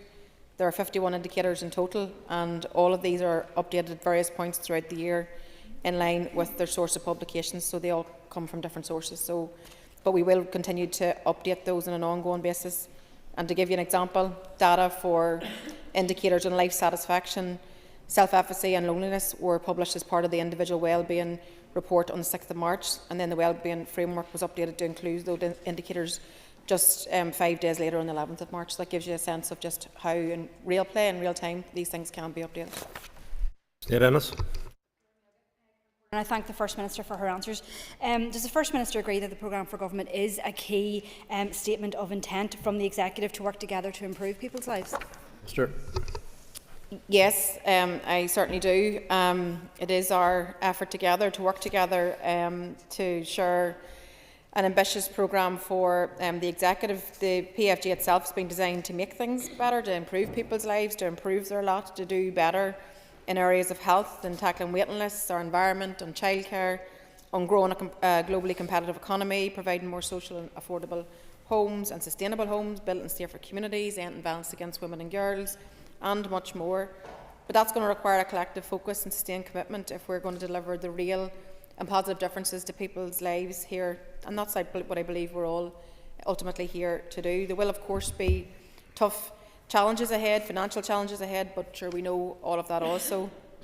But we can, and indeed we must, make a real difference to improving people's lives, and that's why our focus is now all about delivery. And for my part, I want to continue to work with all around the Chamber and across our Executive to deliver the positive change that people want to see on the issues that matter most to them and their families.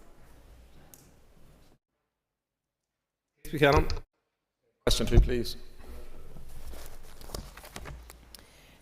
As part of our commitment to supporting victims and survivors, we have ensured that the funding for VSS has consistently been protected from cuts. We continue to keep the level of funding under review.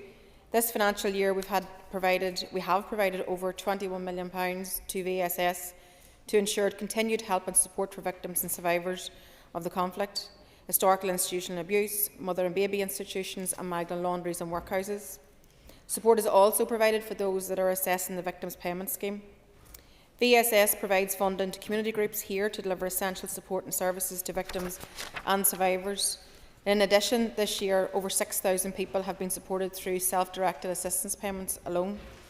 It is the lead partner of the €25 million Peace Plus programme, which aims to improve the health and well-being of victims and survivors by increasing access to high-quality trauma-informed services.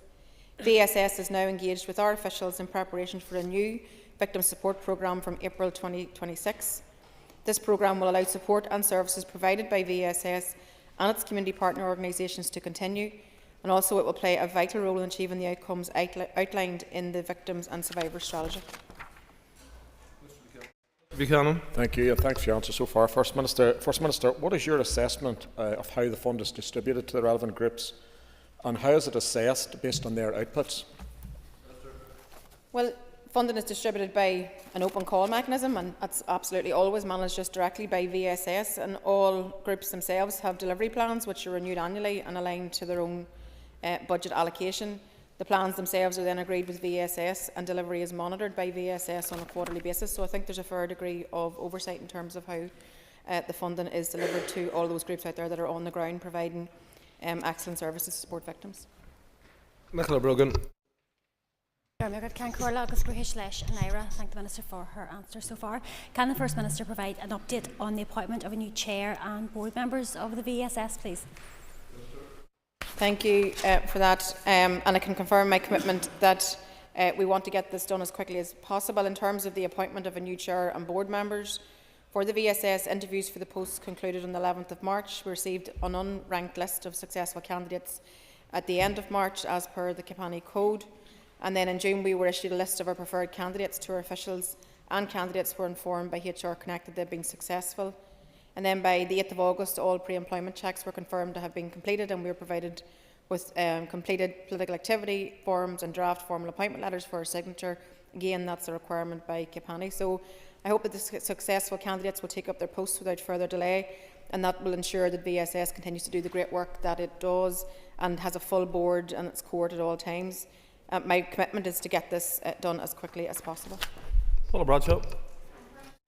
Please. We were pleased to advise that the Deputy First Minister and I will shortly be meeting with the candidates who have been deemed appointable by the selection panel. The appointment of a new Commissioner is essential to inform the development of policies and to help ensure the longer-term needs of victims and survivors are represented by a strong, independent voice. As we have previously informed members, the appointment process is regulated by the Commissioner for Public Appointments, and as such it must comply with the Code of Practice for Ministerial Public Appointments. Bradshaw. Speaker, and thank you, First Minister. I suppose I asked the question in the context of the work of the Northern Ireland Office, UK Government at the minute around the replacement to the Legacy Act, and I just feel that this Commissioner and the people that he or she works with will have such a pivotal role in terms of what should be coming forward in terms of amendments to that. So I'm just wondering if there's any talk about that being specific to this role. Thank you.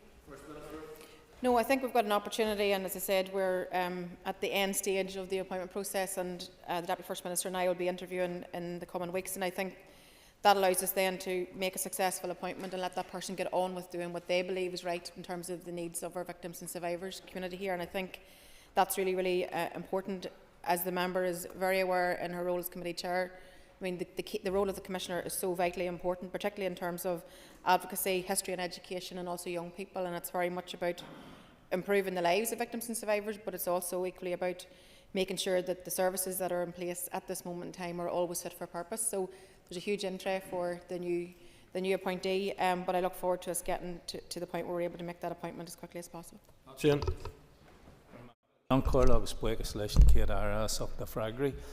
welcome that a public recruitment competition for a new Irish Language Commissioner has commenced. Would the First Minister agree with me that would be hugely welcome development among Gaeilgeoirí and the Irish language community in general, and represent another step forward in building a society underpinned by rights and respect for all? Yes, to the member. Yes, I think it is a significant milestone, the fact that they are now out for appointment also. I think it's something that's very much appreciated by Gaeilgeoirí. There's no doubt the influence of the Irish language can be seen in every corner of life. Yesterday was a good example of that on St Patrick's Day.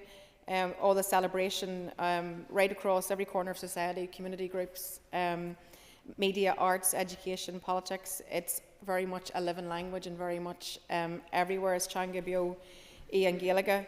But the Irish language does belong to us all, and for my part I want to continue to work hard to promote its development, but also to build on the real and tangible progress that we have made in our society. I can also confirm that, I'm very glad to confirm that the other competitions to recruit the Director and other members of the Office of Identity and Cultural Expression and the Commissioner for Ulster Scots and Ulster British Tradition are now launched as well. And each Commissioner will play a leading role in enhancing and protecting the language in our public services and everyday life. So I look forward to that coming to fruition as we seek to build a society that's underpinned by rights and respect for all. And I should just add, in terms of, in the vein of commissioners, we've also launched the Commissioner for Older People, again something that was very much welcomed, and I know that members of the House would want to welcome that also as well. Justin McGildy. First and Deputy First Minister, when previously asked about the appointment of a Commissioner for Victims and Survivors, we were told it would be early next year. Now that we're into the third month of the year, can you confirm that there will be an appointment before summer recess? As I said in my initial answer, we are now at the process where we're able to move to the interview stage. So we're very close, we're very much at the end of the process, and I look forward to us getting the appointment over the line and getting it announced in the coming weeks. Thank you very much, Mr. Speaker. Question number 5. The establishment of a memorial is the final outstanding recommendation of the Hart Report, and we remain committed to its implementation.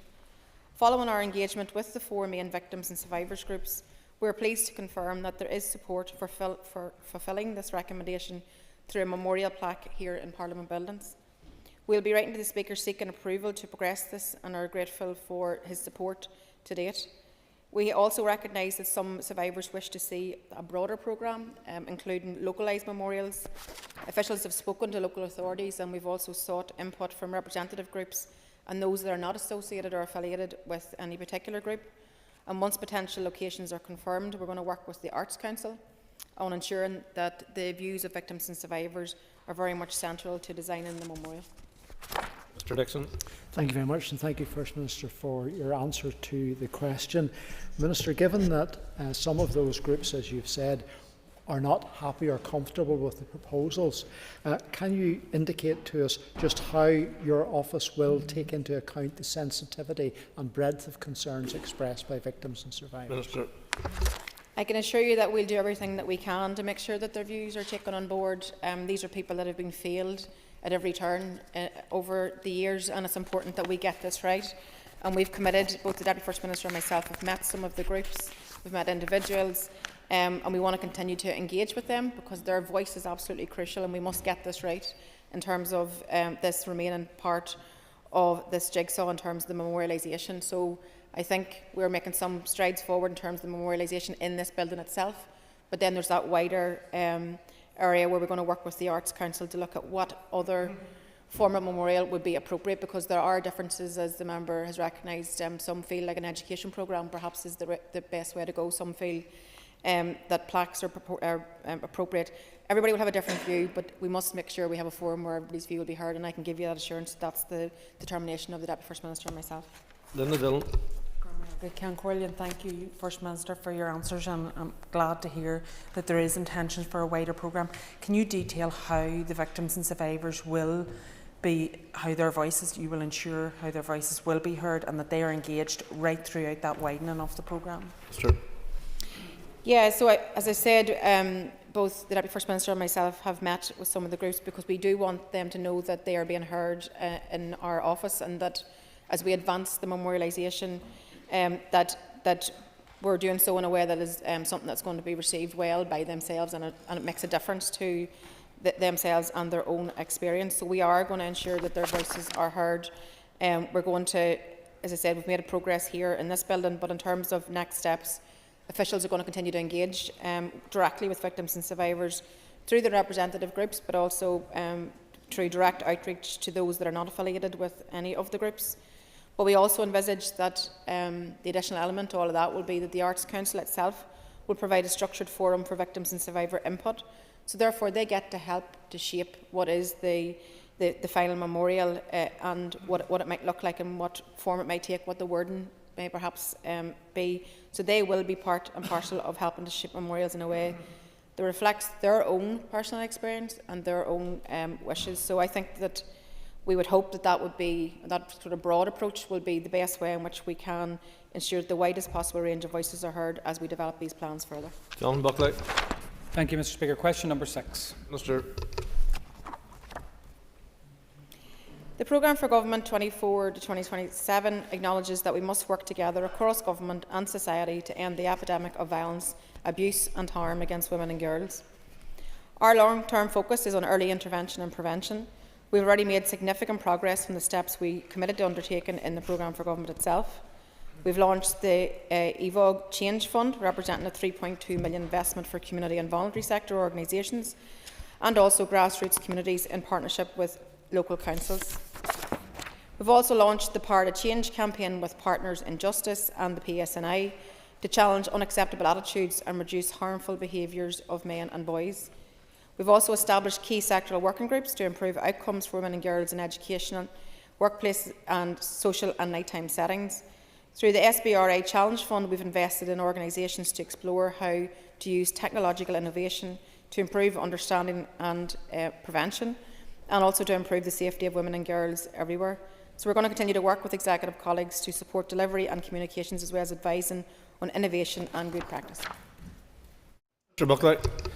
Thank you, Speaker. I welcome the strategy which aims to protect women and young girls from violence. Today's society poses many real threats to women and young girls, including from those biological males who masquerade as females.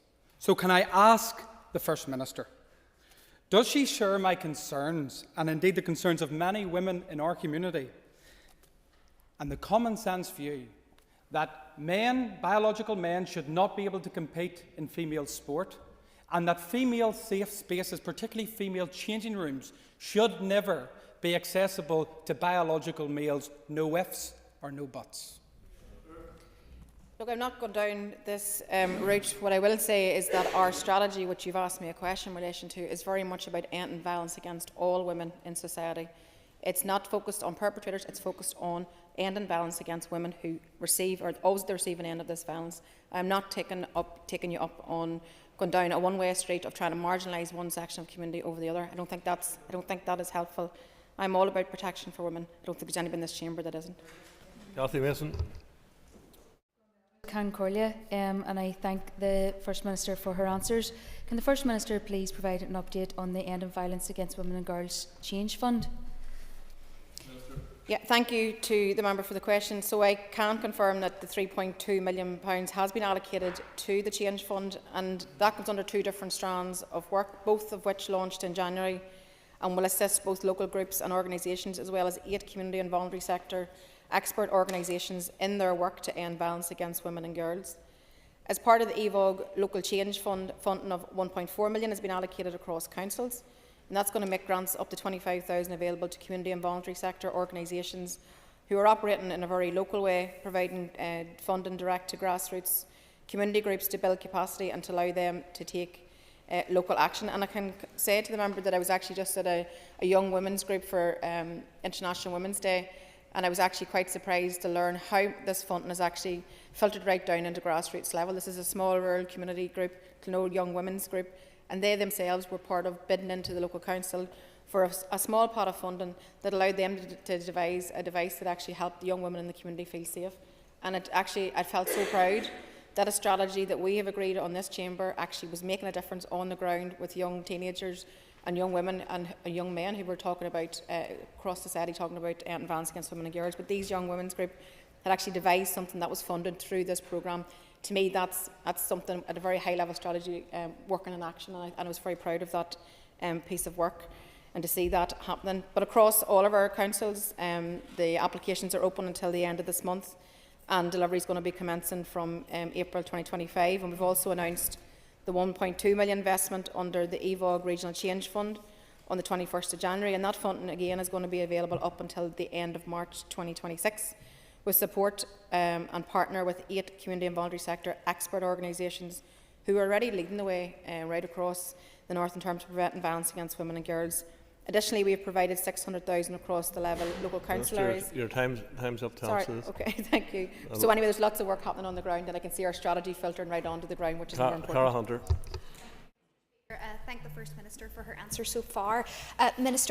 First Minister, on page 33 of the Ending Violence Against Women and Girls strategy, it alludes to creating a technology challenge fund to address digital violence towards women and girls online. Can you detail today how or if the funding alluded to in the programme for government will contribute to this? Yeah, as the member is acutely aware from her own personal experience, the online experience of so many women is absolutely horrific, to say the least. And that's why it is important that as part of our strategy we are looking at this very area. This is also a very evolving situation as new software and things come online and new ways in which to engage online. So I can say to the member that as part of our office's work, Ofcom actually briefed our junior ministers last week in terms of the work of Ofcom on terms of their regulatory framework, and also the passing of the Online Safety Act in 2023. Cases like your own, a number of high-profile recent cases, have really demonstrated why we need to get more active in this field, and we need to stay ahead of the technology, and we need to be advancing. So I think that's something that we all want to increasingly, I suppose, get ahead of as best as you can in this complicated world. But I think the increasing challenge lies in the fact that the online platforms and the way in which young people engage is something that's quite challenging. But we have, in the framework itself, we have built-in agility to actually lend ourselves to these problems as they arise, particularly in relation to expanding on how we're going to tackle ending online harm and technological abuse, including sexually explicit deepfake imagery as well. Timothy Gallison. Thank you, Mr. Speaker. Further to Mr. Buckley's supplementary question and the non-answer that he got, what is the First Minister's take on a biological man beating up a woman in the boxing ring because he claims to be a woman? First Minister. Not related to the question, and I told you I'm not playing your game. I told you this on every occasion you ask me, and every time you ask me the question, I'm going to give you the same answer. Ms McAllister is not in her seat. Question 8 was withdrawn. I call William Irwin. Minister. We are delighted to have appointed Siobhan Casey as Commissioner for Older People. Siobhan will be in post from the 7th of April 2025. We recognise that the role of the Commissioner as being vital in safeguarding and promoting the interests of older people here and ensuring that the welfare and rights of this sector are respected and protected, and also that their voice is heard.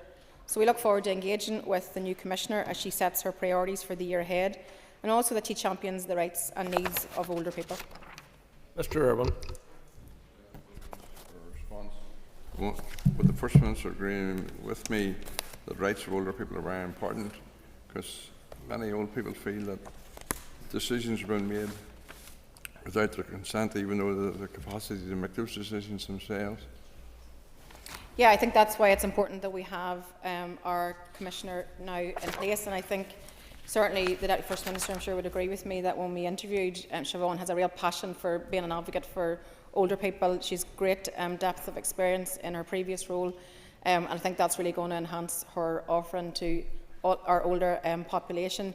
The role of the Commissioner is quite wide in promoting an awareness of matters relating to and safeguarding of older people, challenging discrimination, promoting positive attitudes.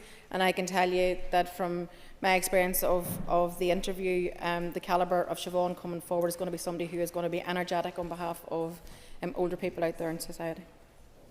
Mr. Clark's not in his place. I call Steve Egan.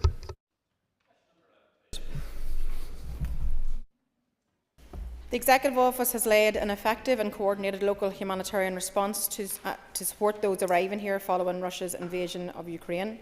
To date, we have welcomed even over 3,400 Ukrainian citizens under the visa routes established by Westminster. Our department has ensured appropriate safeguarding checks have been undertaken to allow arrivals to be welcomed in the homes of local sponsors, and indeed to ensure the sponsors themselves are supported. Each arrival has received a £200 immediate cash support payment, and eligible hosts have received monthly thank you payments.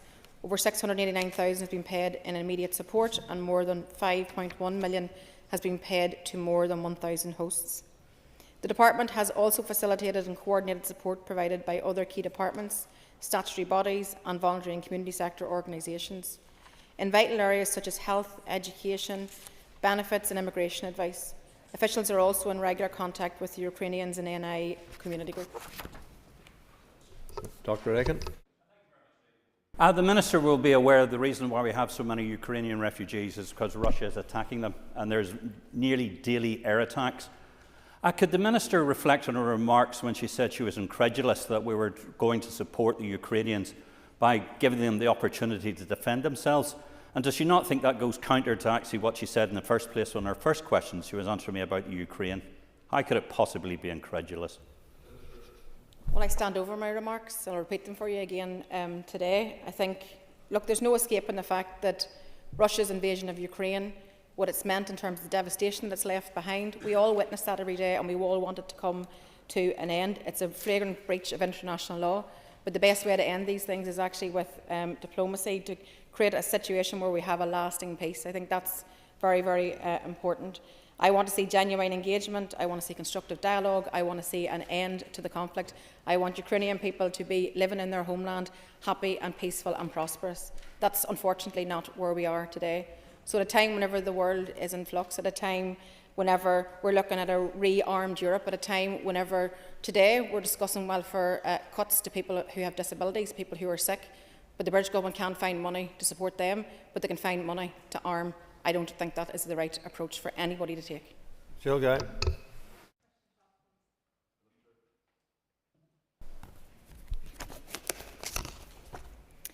We recognise the immense economic, historical and reconciliation potential of the site and are committed to working with the Maze Long Cash Board to maximise those opportunities for the benefit of all.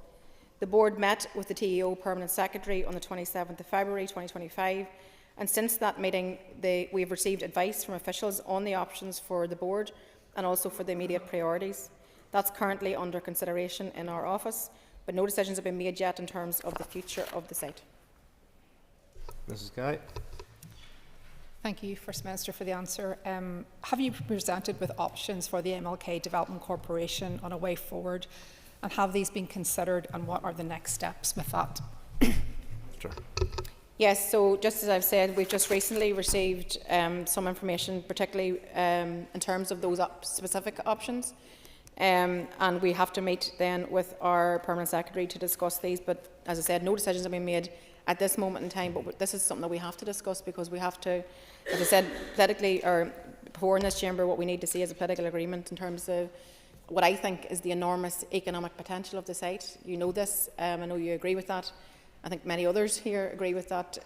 Also, I think it could be a game changer for our local economy, so I hope that we can get to the point where we have a political agreement, and I hope that we can get the site opened up in a way that will bring huge benefits to our local economy. Mr. Brett's not in this place. Call down Armstrong. And First Minister, can I ask you question 14? Thank you. We're flying through them today. The Executive faced significant challenges setting a budget for 24-25, and the financial position remains very difficult due to the interim fiscal framework.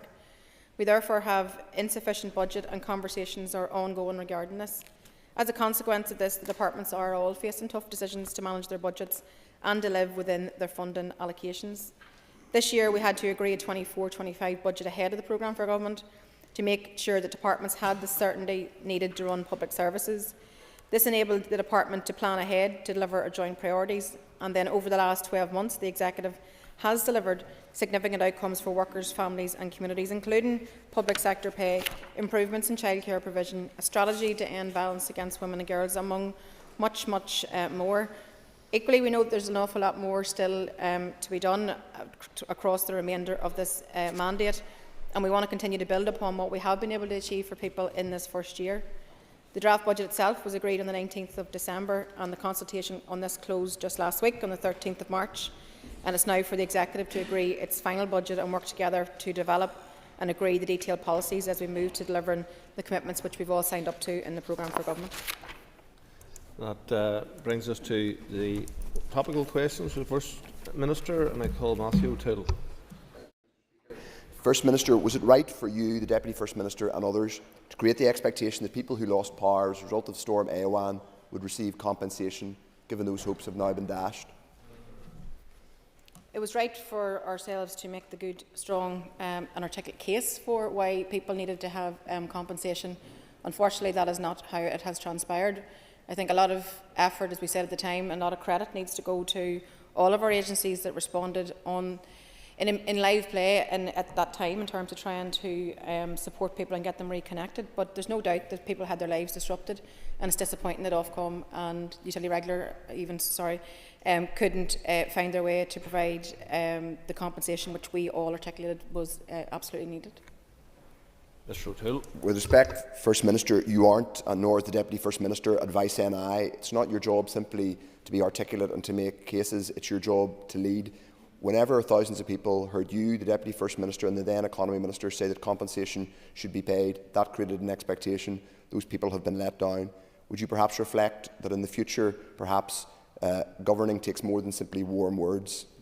First Minister. I will not apologise for standing up for people. I won't apologise for working hard on people's behalf. I believe that in terms of the storm response itself, I believe that every agency put its shoulder to the wheel. I think everybody got on the ground immediately to try to assist. I believe we give out the right warnings to try to get people ahead. But of course, we're going to make the case for people to have compensation. It was the right thing to do, and I'll do it again tomorrow if needs be. But let's work to ensure that where lessons are learned, and for future storm, which we know, just given climate, that is where we will unfortunately inevitably be. And we need to look at how we can best support people at times of crisis. I think that's what we all want to do. First Minister, given the news that Israel has renewed their deadly air attacks on the people of Gaza, will the First Minister agree that this is an appalling breach of the ceasefire? First Minister. Yeah, I think that last night's airstrikes in Gaza were nothing short of a brutal and inhumane assault on people who are defenceless. These are people with nowhere to go. These are people with no roofs over their head. These are people with no food in front of them. Children are trapped in a nightmare with nowhere to run. And what we've seen over the course of the last 24, 48 hours are Israeli bombs raining down again on the people of Palestine. For the love of God, what and who could ever think that this is remotely acceptable? And it's a gross failure of leadership and utterly reprehensible that world leaders are standing by. World leaders, including in the United States, standing by and nearly in some ways cheerleading what Israel are doing in Palestine. So I think that what we've witnessed over the course of the recent day has been another act of genocide on the part of Israel, another act to murder and kill and maim the Palestinian people. And I again appeal to the international community for everybody to put their efforts to the fore again. It's now time to act. We need to see a resolution for everybody in the Middle East. We need to see a resolution which is a two-state solution and something that will give peace to both Palestinians and Israelis. Thank you, First Minister. The Palestinian people in Gaza have endured horrendous slaughter at the hands of the Israeli occupation forces, in particular over the last year and a half. Would you agree that Israel needs to stop their attacks and respect the ceasefire? Yes, I call on the Israeli government to reinstate and to respect the ceasefire that was achieved. But the international community, including Britain and in Dublin, need to ensure that all pressure is exerted to avert what is happening right now. Israel just can't be allowed to continue to breach international law and to annex the Palestinian people and to basically to attack them day and daily. It just can't continue. Where are the international community at this moment in time when the Palestinians need them? Chambers. The First Minister gave her initial assessment of the benefits of the visit to Washington last week by a large Northern Ireland delegation. Well, as the member is aware, I didn't attend Washington last week, but I can tell you that for reasons that I've just referenced, because of the situation in Palestine, because of the stance of the US administration, and because I simply will not turn the other way when we see such a breach of international law and the genocide of the Palestinian people. And I'm telling you all, whenever everybody will reflect on this period in time, and there'll be those that decided to look away, and there are those that didn't, I would be proud to say I did not look away. But I believe we can make that principled position, but also work to promote our local economy, which I'm glad that we were able to do over the course of the recent week. It showcased ourselves as a great place to live, to work, to invest, to study, and we very much took that message when the Deputy First Minister and I led a Chamber of Commerce delegation when we went to mark the first anniversary of a Memorandum of Understanding with the North Carolina Chamber. And that itself was an opportunity for us to promote our vision for our economy, and also to say that we are such a fantastic place with such innovators and such world-leading businesses. And it was a sense of pride, actually, I think, for the Deputy First Minister and myself to lead such a strong delegation of local business people. And it gave us an opportunity to also extend an invite to the North Carolina Chamber and their political representatives to come here at some stage, hopefully this year also. That will allow us then again to further those relationships that we have built. And as you know, the Deputy First Minister then went on to Washington and carried out a whole programme of events, and again with those messages in terms of us being a great place for investment and a great place to, with great agility and a small community that actually can be very much the world leading in the fore of many, many areas. Mr. Chambers. Focusing on the economic benefits, would the Minister agree with me that her full attendance in Washington in her position as a First Minister for all would have added value to the visit? I'm content with the decision that I made, as I'm sure the Deputy First Minister is also content with her own decision. And can I thank the First Minister for the principled stance that she took in terms of the events that she didn't attend, but in terms of following on from the previous speaker, can the First Minister maybe outline in detail her recent trip to North Carolina? Yeah, as I said, it was a real pleasure to visit North Carolina with the Chamber, and for us to have the opportunity to lead that delegation of local business leaders, where we had the chance to set out our stall to some of the world's leading businesses. We took this opportunity to showcase the strengths of our economy, and we do have a really, really good story to tell, and a very, very positive story to tell. An incredibly talented workforce. We made the case for why they should invest here at home.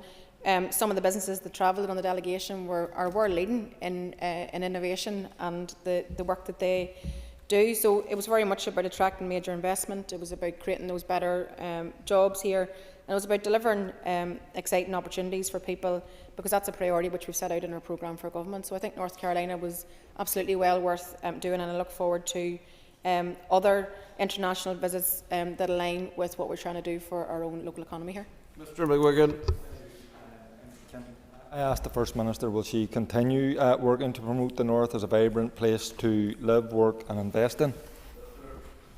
Yes, I am absolutely determined, as is the Deputy First Minister and our entire executive, I believe, to continue to promote our wares here, to sell what we have on that international front, because we have great people, we have a happy population, we have a talented workforce, we have a young, strong cohort coming out of our universities. We just have a very skilled population base. So the story that we tell is a good story and something that resonates very well on that international stage. So I think when we look towards the future, growing our economy, we look towards what are our opportunities. We equally look towards what are our challenges, and tariffs is probably up there with those at this moment in time. But I think the enormous opportunity that we have ahead of us in terms of creating more jobs and bettering people's lives, because we have that unique access to both markets, both the European and the British markets, and we have a thriving all-island economy. So all those things puts us firmly on the map as a great place to live and to invest and to do business, and that's something that I am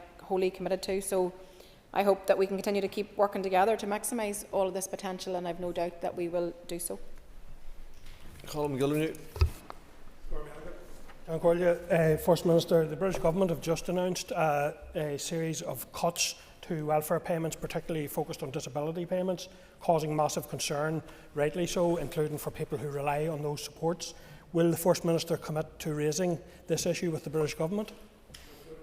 Yeah, I haven't seen the full detail, but I know it's been announced, and I think, yes, absolutely, we have to raise this issue with the British Government. I'm sure the Department of Communities will likewise be wanting to raise these issues, because I think that this is yet again more of the same from this government in London, who are reaching constantly for those people who need our support more than others. These are people that have brought in the national insurance hike that's going to be so detrimental to our local businesses. These are people who have cut the winter fuel payment for pensioners, and now they're reaching for people with disabilities and those that are sick and vulnerable in our society. I mean, these are political choices being made in London that are impacting detrimentally on our lives here, and we don't have a say in that. So I think that targeting the most vulnerable in our society through these punitive taxes is clearly a political choice in London, but it does not serve the interests of our people here. But I can assure you that yes, we will take every opportunity to raise these issues with the relevant people in London. Mr Gildernew. Cormac, and does the First Minister also agree with me that the levels of funding supplied from the British Government to the Executive are simply not enough? This was one of our day one priorities, and I think every party actually represented in the Chamber, I believe, party grouping certainly signed up to that being the case, and we have seen that they have recognised that we have been underfunded, but we're feeling the detriment and the impact of 14 years of Tory austerity, and now that's being continued as a political choice by this new British Government, and that's impacting our public services every day and our ability to deliver on health and education and transform and do all the things that we've said that we want to do. So we have to continue to make this case. We have to continue to build the case for why we need a proper funding model. We're not asking for special treatment, we're asking for what is appropriate. The people here pay taxes, they pay their national insurance, they deserve good public services. So we have to continue to make this case to the Treasury in London and ensure that our voice is heard. I think we can reflect on the fact that we have made some progress here, but I do think that we have certainly got a long way to go to ensure that we have proper funded public services for the people that we all represent. Question 6 withdrawn. I call Nicola Brogan. Concordia, it was great to see the First Minister speak and attend the Women in Business Awards last week. Does the First Minister agree that women are leading the way across our society? Yes, it was a great. It was a great initiative. Women in Business Awards is always such a positive event, celebrating all that is great, all the innovators right across the business community. And I have to commend the women in business themselves for the work that they do to support women, to ensure that they have the skills in which to step forward, whether that's to be an entrepreneur, a social economy, or even just to do better in the career that they're in. But when we look across society, we can reflect on so many positive changes that are evident in this chamber itself. The number of women in politics, I think, is something that's something that we can point to as progress. You look around the executive table, likewise, I think we can point to that as progress. And I see it every day in all the engagements. You can see women leading from the front in all areas, and in particular on this occasion it was about the celebration of women in business. Ms Brogan. Thank you, Mr Speaker. Will the First Minister recommit today to tackling issues facing women and girls in our society? Yes, I can. You may have seen at the weekend, writing in the Irish Times, Justine McCarthy wrote, "Misogyny is killing women, but it is sexism that facilitates it." And I think that is a real wake-up call. Together, we have to break the cycle of violence and support those women and girls who refuse to be silenced. And all of us in this chamber have a role to play in doing that, in confronting, challenging them, or challenging where we see it, confronting and exposing it where we see it. This thing that's called casual, everyday sexism, there is nothing casual about it. That's why from day one this has been a priority for our executive, and our strategy tackles the root causes of this violence. Very much is all about prevention. And as I said, I think that's going to have a positive and lasting impact for our wider society here. But we'll do this whenever we work together. All of the parties of this chamber, working with our partners out there across society, we need to do everything that we can to break down barriers, to challenge the sexism where it occurs and the misogyny where it occurs. I'm certainly committed to that, and I know that members elected here are also up for that too. Honourable McMurray. Thank you to the First Minister. The Executive Office report Ending Violence Against Women and Girls documents attitudes of 16-year-olds in Northern Ireland and the prevalence of adverse childhood experiences. What role does the First Minister feel that the Executive Office has in tackling all such adverse experiences? First Minister.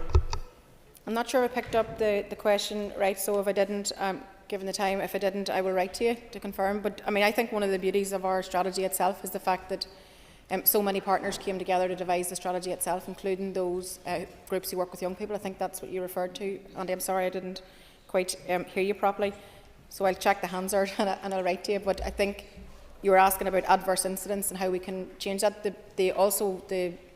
The beauty of the strategy itself is that it's agile as well, so we can respond to issues as they arise. So if we pick up information that's not reflected in the strategy, we can adapt. And if that's not what you asked me, then I will write to you to confirm. Time was lapsed. Questions to the First Minister. So we now move to the next item of business. If members just take their ease for a moment while we change the chair.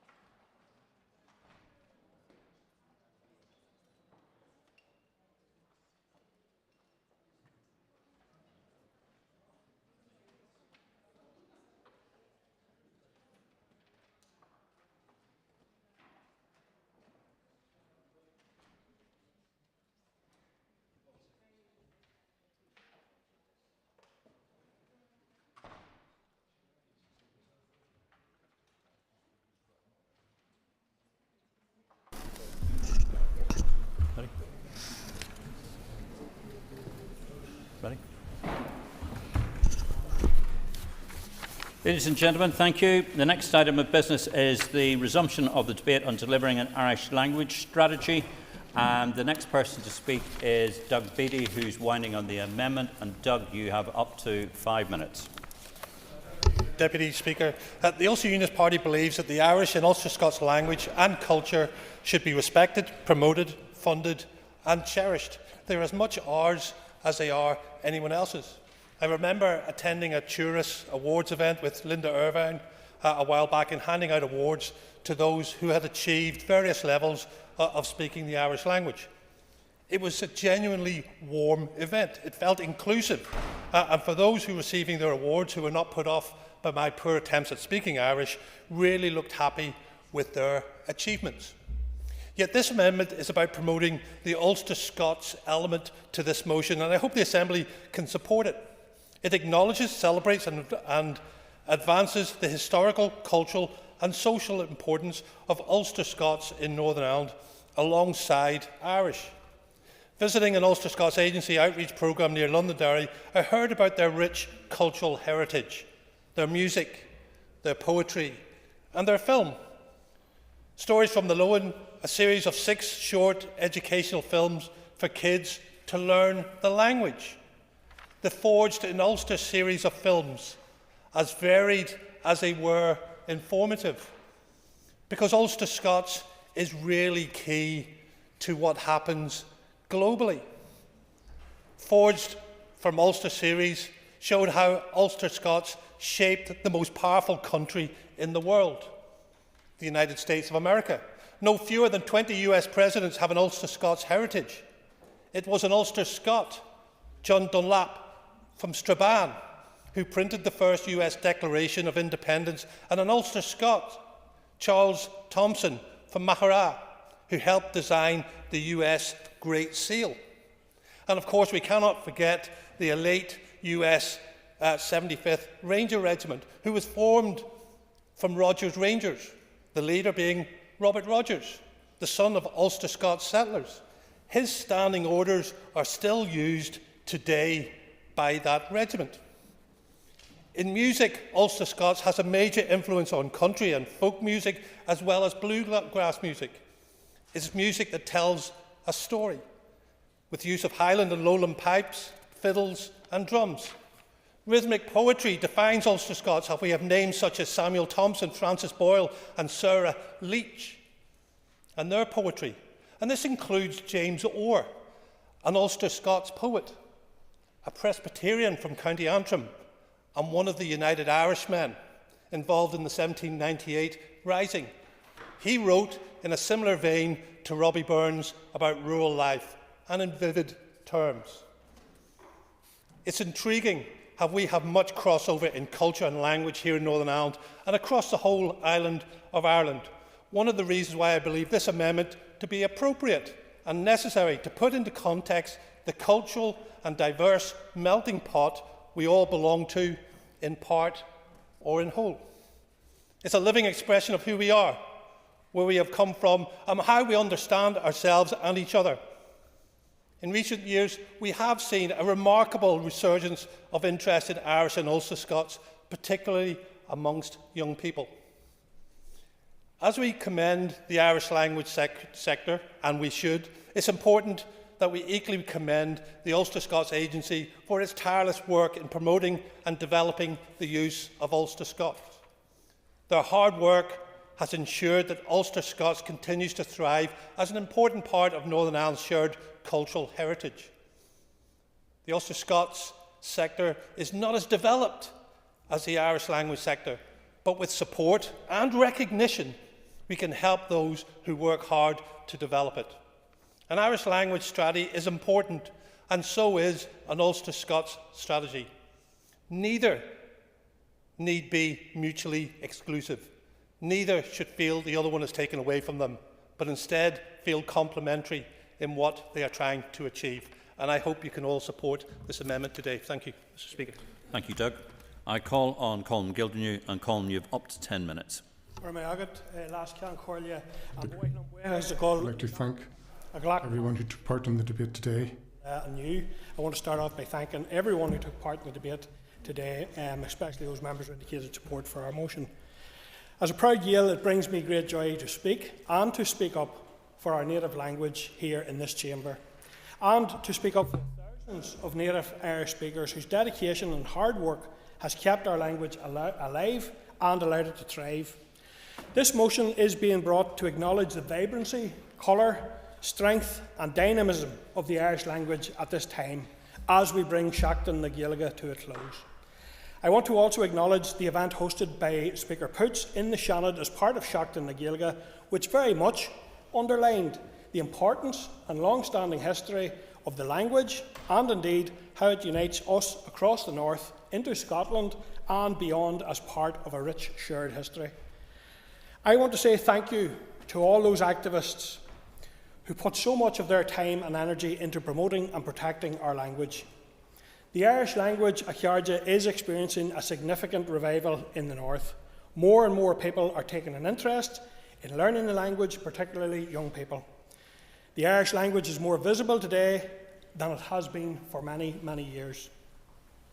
Irish language signage is readily available in many of our council areas, and I want to welcome the progress made by my party colleague Liz Kimmins in developing a pilot scheme to have dual language signage in the Gaeltacht quarter of West Belfast. Yep. I thank my colleague for giving way, and I wonder would my colleague agree that countries all over the world have multilingual signs and they haven't collapsed into chaos, and perhaps the Minister should be more focused on delivering for all communities here instead of some imaginary linguistic bogeyman. Absolutely agree that we need to ensure all communities feel welcome, supported and appropriately developed, and that point was made forcefully at Communities Committee on Thursday when it was pointed out that some people belong to several different communities and have needs that the Communities Department are responsible for, and we need to see intersecting and progressive progress on these issues. So, yeah, go ahead. I listened to what the member said about dual language street signs, but does he not acknowledge that where residents in a survey have indicated that they do not want a dual language street sign, that should not be imposed against their majority wishes and also against the wishes of unionist representatives? That is actually only, if it was forced through by nationalist representatives, that is increasing the perception of politicisation of the language. So, just to say, Irish language is already on signs all throughout Belfast. Belfairstya and Shankill, these are all Irish words. They threaten no one and they should be embraced in the same way that they were embraced in this chamber throughout the week. I would also ask all parties in this chamber to condemn those vandalising and attacking dual language signs right across the north. I'd also like Lashkan Corlia to place on record my appreciation for the current Marana Half Biochana exhibition at the Public Records Office, which is celebrating the women that revived the use of the Irish language in the late 1960s and early 70s, setting up the first urban Gaeltacht and Gaelscoil, and indeed to commend those young women from College to Firsta who helped put this important exhibition together. The growth and strength of the language is organic and grassroots led. Many new Irish language schools are being established, which is a sign that the demand for Irish is very much growing. These schools will also be instrumental in increasing access to Irish medium education across the north. We must also recognise the very important role our political institutions and legislation can play in encouraging the growth of the language and ensuring the speakers of the language are treated equally with other languages. As other members have pointed out, we have made some huge progress in recent times.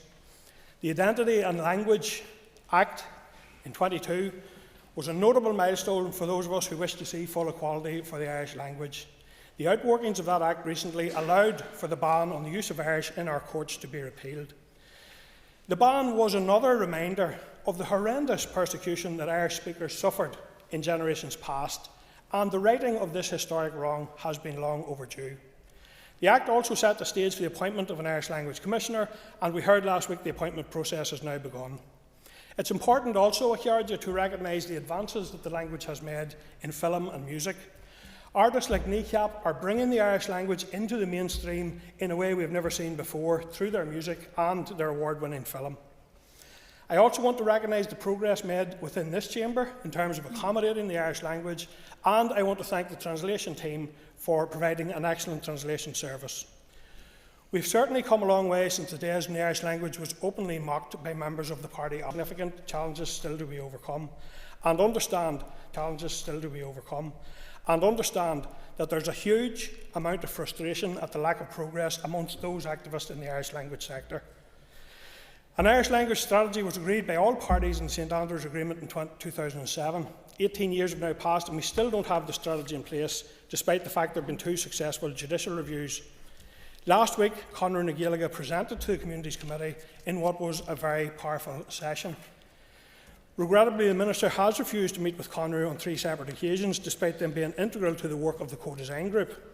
And Minister, in relation to the comments you made earlier, I have seen the letters where Conor wrote asking you, making it clear they wanted to speak to you about the strategy as well as funding issues, and also your reply making it very clear that you do not intend to meet with them. And I think that's a mistake. And I think, given that you are a member for communities, all communities, you should do that. That position, Minister, leads to a widely held view that you don't respect the Irish language or those people who cherish, speak and use it every day. I also would be very curious and keen to find out more about what you referenced earlier in terms of reappointing the departmental groups. I'm not aware of any precedent for that. I'm not sure what the purpose. Tyrone arm. So, Deputy Speaker, I would be keen to understand what precedent, what the purpose of such a reappointment is, and how that will not simply be a further delay. Yeah, I'll give way. Further delay. In fact, what it will be is asking departments to reaffirm that the members that they have put forward are still the correct members, and importantly, wanting to make progress, ensuring that the members that are appointed actually have the authority on behalf of their departments to make the necessary decisions. And through the Chair, in light of that, what I then would like to know is what are the timelines and the deadlines for that process to take place to ensure that it doesn't act as a further delay. So I'd be keen to hear all that, but just to underline, the Minister has a responsibility to demonstrate his respect as Minister for the Irish language and those who use it or wish to learn it, and to set out a clear timeline for when he will present a final draft strategy to the Executive. All right. Appreciate the member giving way, and I have said from the outset that I fully respect the rights of others to engage in different languages, whether that be Irish or Ulster Scots, and I will continue to do that and continue to make progress. I would remind the member that having been in the office a year, he is throwing considerable criticism my way for the strategy having not yet been delivered. I note that there has been no criticism from him for the Sinn Féin members of his assembly group that held the ministerial portfolio from 2020 to 2022, longer than I have been in post, and they did not make any progress on these strategies. That might be something that he wants to take into consideration as well. And since he avoided the question that was asked by Mr Kingston, can the member tell us, does he agree that the views of a minority should be able to override the views of a majority in local areas? Because I think that when we're talking about respect for each other, it would be good for Sinn Féin to come clear and tell us what they actually believe on that.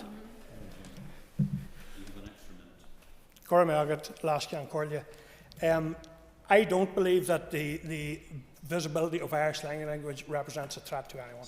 I have to say that's the case.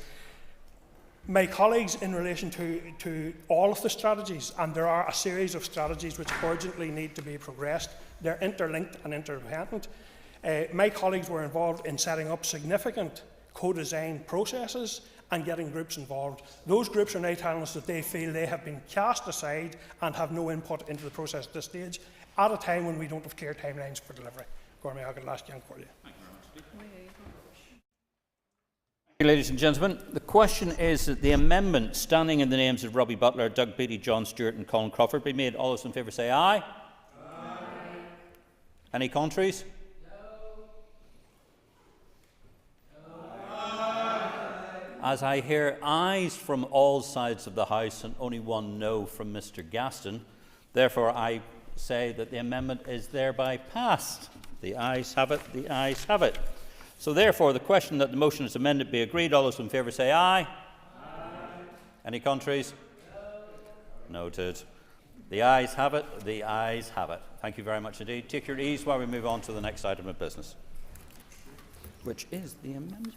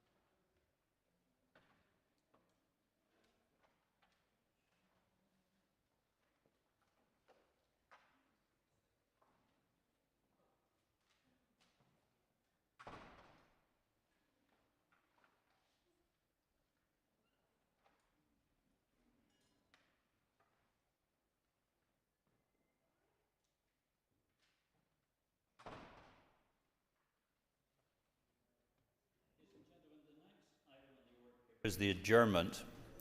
The question is the Assembly do now adjourn, and in conjunction with the Business Committee, the Speaker has given leave to Nicola Brogan to raise the matter of the Education Authority's published admission number allocations for community and voluntary playgroups in West Tyrone.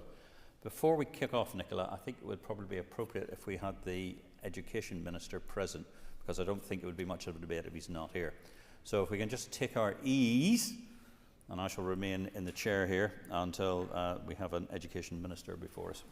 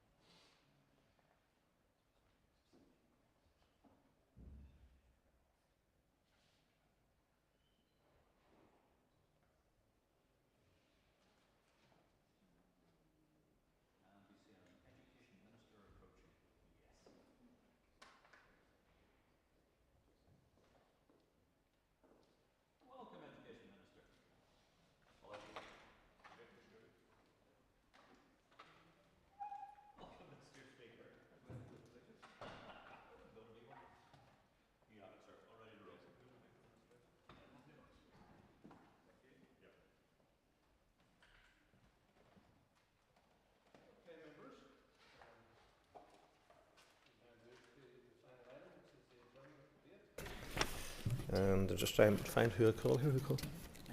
Okay.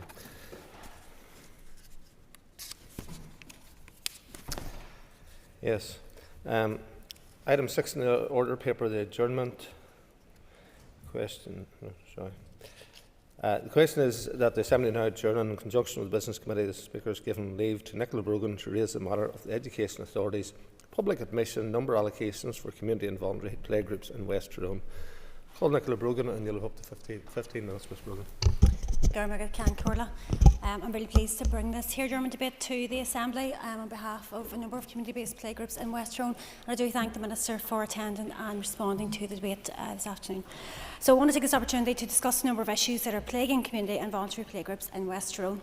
And while I'm speaking specifically about community-based playgroups in my constituency, it is worth acknowledging that these groups and other issues are being faced by rural playgroups and preschools all over the north. May I first of all take a moment to commend the excellent work of the teachers, group leaders, staff and volunteers within these groups. The service they provide is not only of the highest standard, but is absolutely vital to the functioning of safe, fair and thriving rural communities. Playgroups help prepare children for school, develop social skills and foster a sense of community. They provide local jobs, boost the rural economy and, crucially, they allow parents and women in particular to return to the workforce. There are multiple issues facing the sector that this Assembly has a duty to address: staff recruitment and retention, inequality in funding and pay scales, support for children with special educational needs, and playgroups in areas of deprivation. But the issue I would like to focus on today is to do with the Education Authority's rigid approach to pupil allocation numbers. Using attendance from previous years is perfectly reasonable. It is a perfectly reasonable way to estimate future attendance needs, but the key word there is estimate. Populations rise and fall, birth rates fluctuate, and just because a playgroup had 9 children last year doesn't mean that they will need space for 9 this year. That approach is perfectly fine to use as a guideline, but within it there must be some wriggle room for the realities of life. I have playgroups in West Tyrone approaching me to say that they've provision and demand for taking on 16 children, but have only been allocated 9 spaces this year. I have other groups saying that they've only been given 9 spots, but they have 10 first preference choices, and these children are all equally qualified and equally deserving. It's not as simple as saying that these parents should just find another playgroup. In rural areas like West Tyrone, that may not be so easy, and some may have to travel well outside of their village or town to attend another playgroup. Other groups may not be convenient for work, or the preferred group may have relatives who are also a part of it, or maybe a feeder preschool for a school that their siblings are at. These groups have tried to work with the Education Authority. Their commitment to their local community is such that some have even suggested taking on the extra child without EA funding. But despite these extraordinary efforts, the Education Authority has not tried to meet them halfway, but has instead responded by telling them that if they don't accept the lower allocation number, then they will lose all of their spaces for the year. This is simply an outrageous way to treat hard-working community groups to provide a vital service. So this afternoon I'm calling on the Education Minister to look into this issue as a matter of urgency, and I would further urge the Education Minister and the Education Authority to work with groups in West Tyrone to find the best possible outcome for preschools, for parents and most of all for the children of the area. Community-based playgroups in West Tyrone and right across our society play a vital role in our communities, and they do deserve to be supported both by the Department of Education and by the Education Authority. So I do hope that you can hear our calls today and work with playgroups and increase the PAN allocations, please.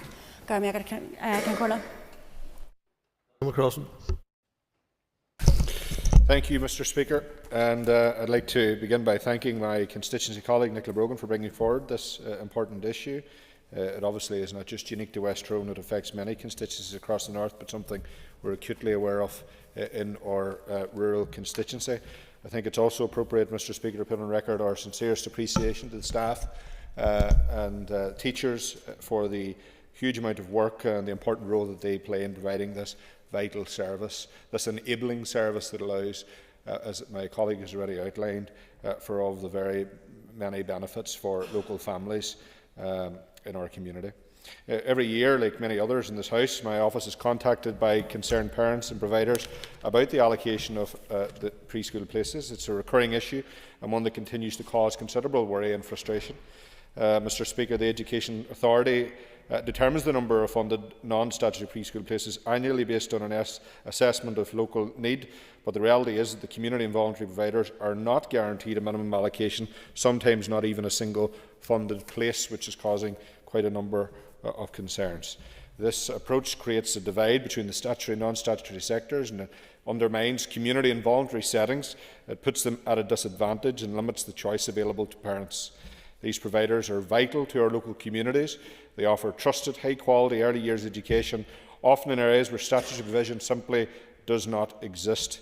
Yet they are left to struggle year after year in uncertainty to secure places and funding without any actual reassurance or certainty, without clarity and often without any fairness whatsoever.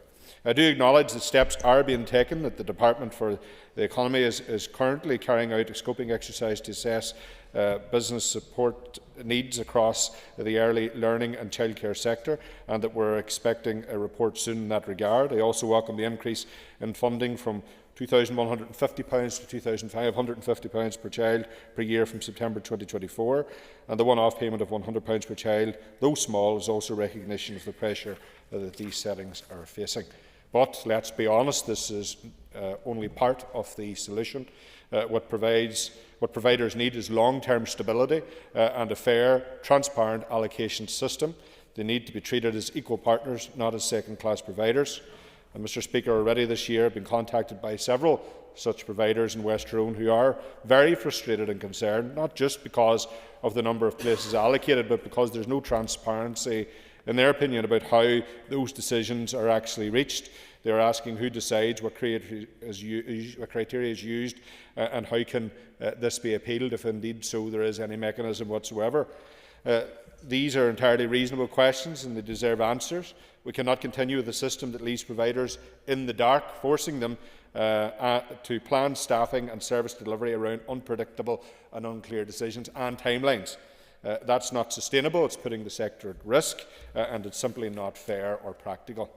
The impact is real. If community settings lose places or, in some cases, close entirely, families are left with fewer options, parents struggle to access childcare, children miss out on vital early learning experiences, and rural and working class communities are hit hardest.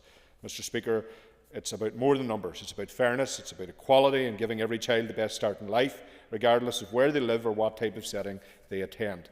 We need a funding model that recognises and supports the vital role of all providers, statutory, community and voluntary alike, one that gives them stability, the stability they need to plan, to grow and to continue delivering for our children. So I end with this appeal, Mr. Speaker. Let's listen to those on the ground, those who deliver these services day in and day out. Let's build a system that works for them and, most importantly, works for our children and families right across West Tyrone and indeed beyond. Thank you. Melissa McHugh. Carla. I'd just like to make comment on this same issue as well too. I also declare an interest in that. I'm the chairman or Cahirlock of Niscol na Jerica, which is like an independent preschool provision as well. But it's not about Niscol na Jerica that I'm talking at present, because Niscol na Jerica in fact has got very healthy numbers and we're well allocated in terms of the places that we require. But it's for other preschool provision in my area where people have contacted me. Now this is the second and third year in a trot where I've been writing letters, not on their behalf, will say, to the likes of the Education Authority, because it's the perennial problem year after year that their very existence is threatened. And just to clarify for people that whenever we're talking about this type of provision, you need at least 8 children in order to be on the preschool PEGS programme. And that in the event of your location being capped at 9 children, you can see how precarious that is, that in the event of any year, we'll say that where you have maybe less than 9, that all of a sudden you find that you're threatened there in terms of not having enough numbers to stay on the preschool programme, on the PEGS programme. It's the PEGS programme that essentially pays for your teachers and that within this type of provision. So it's important that people are able to have the numbers there in the first instance that will sustain a PEGS programme. Now, 2 of my preschool providers within the Derg area, one in the Glebe and the other one in Claddy, say year after year they have come to me in relation to the problem that they're faced there, not been able to increase the numbers in their preschool, even though there is without doubt the demand for places in their particular provision. And the demand for the places is as a result of smaller communities having that resilience and strength within themselves in order to protect that type of provision locally. Very, very often, because if it's not local, then you have problems in terms of travel to, we'll say, a bigger town, we'll say within 3, 4, 5 miles or whatever, and if there is no existing, we'll say, transport, we'll say, system for that, all of a sudden parents now are under pressure. So it is important that we sort of embrace this issue and that we do make provision for people, we'll say, that they can attend the preschool or the I keep using the term preschool, not always is that just the correct term, we'll say, for it as such, but that what I do think of is that they should be accommodated and that the Education Authority need to think along the lines maybe of how restrictive that their conditions are at present. Because I find that whenever I would make application that to them in order to increase provision, I'm faced with the same sort of reasons. Unless it's a twin, right, then they will make an exception there. Unless it's for security reasons, they will make an exception there. If it's a child, we say, with special needs, they will make an exception there. But other than that, it's very, very limited, so that when it comes to families that traditionally have always gone along to one particular provider, then they find that their access is not just as easy as one might think that it is going to be. Because should that place be have more applicants than there are spaces available, all of a sudden they find themselves under pressure there. So I would ask the Education Authority to reconsider or to expand on that in terms of conditions that they will have in order to facilitate applicants. One final point to make on to just before I do finish this. If a particular, we'll say, a provider does not get the numbers that they require, why is it that those places cannot be then reallocated to other providers within the locality? It's a question I've always wondered, just what is the reason for that? Gura Magad. Declan McAleer. Magad Concordia. I welcome this opportunity to speak in relation to this particular issue of the pressure that's been put on community and voluntary playgroups in our constituency. As was alluded to previously, the cap that has been placed on these providers by the Education Authority is putting the squeeze on many of these groups. A lot of these community and voluntary playgroups, they're very much at the heart of the community, and I know they're in my own local area. Like there's families who have been going there for generations, very much involved in the local community, very much, and also many of the groups have contacted me have got outstanding inspection reports, and their ratio of 1 to 8 gives a very, very good learning environment. I think that these groups provide a vital service in local communities, particularly in deprived local communities, and also in rural areas. And it was touched on previously by a number of speakers that in isolated rural areas, this is the closest or maybe the only provider in that community. And for you to get another provider, you could have to drive some distance, and obviously we don't have public transport isn't as widely available in parts of West Tyrone and Fermanagh as would be in other parts. So just to conclude, like the groups that have making contact with us, they're telling us that the EA cap is putting a squeeze on them. They need a more flexible approach from the EA, and they're basically calling for a level playing field with their statutory partners. Matheson. Thank you, Mr Speaker, and I would like to thank the member for bringing this adjournment debate today. And I know it is focused on West Tyrone, so I'll try not to take up too much time or speaking about other areas, but I did welcome the members' comments at the start of the debate that this is an issue that impacts every area all across Northern Ireland. And I'm sure at this time of year every member is getting contact, whatever area they represent, from preschools that are being impacted by how the policies around the plan are applied.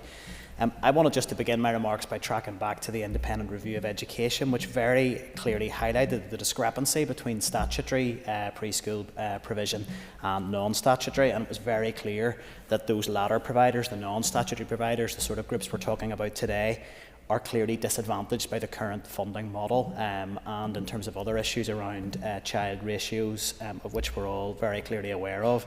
So I would like to hear when the Minister responds today about what he's going to do around the fact that was a clear recommendation in the independent review around addressing that disadvantage that non-statutory providers are impacted by, and if that's something he's going to take forward. This is an issue, as I've said, I receive a high volume of local contact on, and most of the issues have all been covered here already. But I wanted just to emphasise from my perspective that the impact on this can't be understated. These are excellent settings that are providing really, really high quality early years provision, but yet every single year they are afforded no stability by the department. They can't plan financially in terms of how they're going to invest in their setting, and I think really crucially, the livelihoods of the dedicated staff who have chosen to work in these settings to provide that high quality early years education, and it is early years education. They are delivering exactly the same level and quality of provision as we find in our statutory settings.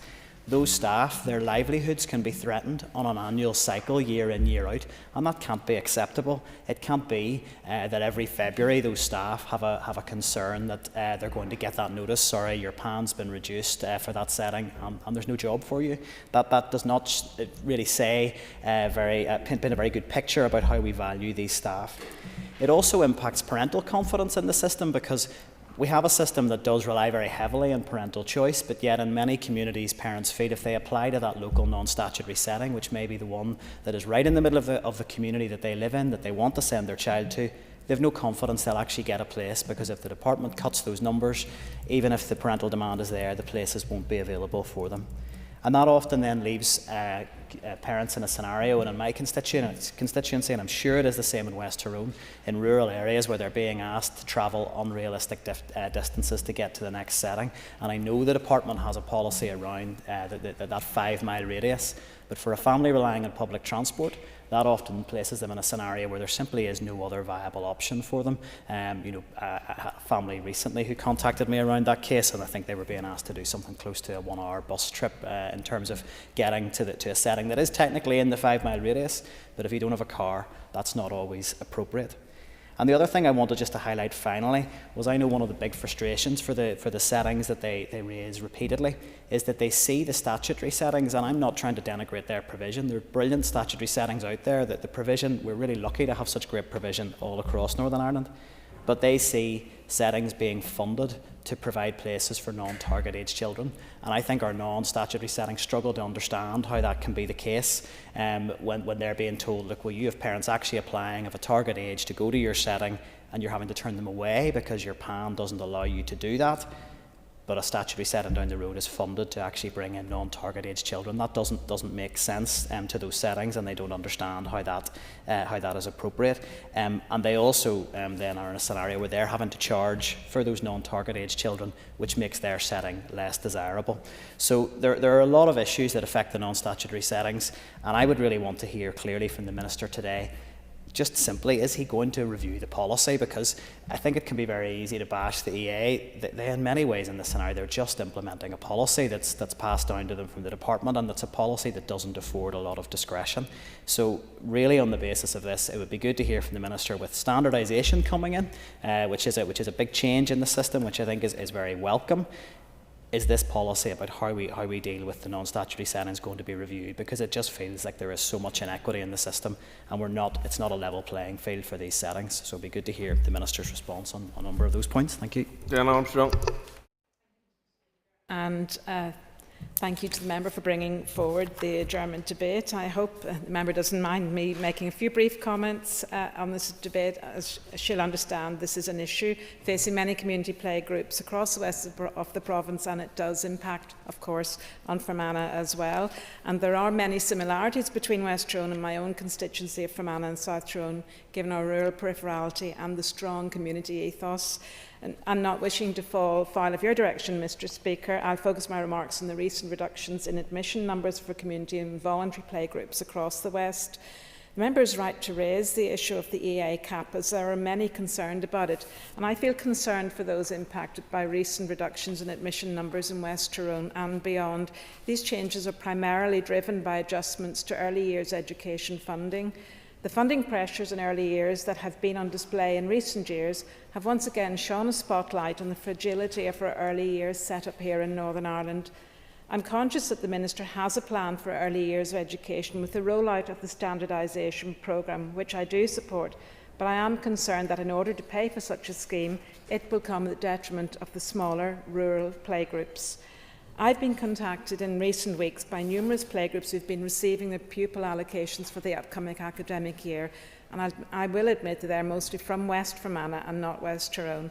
But like others, many feel dissatisfied with the process and worried for the upcoming years, and members have clearly articulated the impact this will have not only on the incoming pupils, incoming children, but also on staff and beyond. I've raised my concerns with Chris Scott, Chair of the Preschool Education Group, but to do so again here in the Chamber is a welcome opportunity. Reductions in numbers in rural areas such as West Tyrone and my own constituency, Fermanagh and South Tyrone, will have a knock-on effect on employment for those who dedicate themselves to early years education, but also families seeking to get their children into their local playgroup.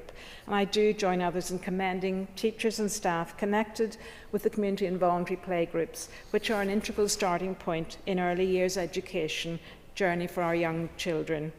Therefore, I appeal to the Minister to work carefully and in consultation with rural communities who may feel the brunt of the rollout of standardisation, but see limited benefits until a fuller rollout. Thank you. Michelle Guy. Thank you, Mr. Speaker, and I thank the member for bringing forward this adjournment debate. It is an issue that I have been contacted about in my own constituency of Lagan Valley, and I know, as we've heard today, that it's impacting across the board. The Independent Review of Education recognises that the preschool education programme is delivered by a mix of providers: statutory, community, voluntary and private. They highlighted that this mix delivers an approach that enables the service to be flexible in response to changing levels and patterns of demand.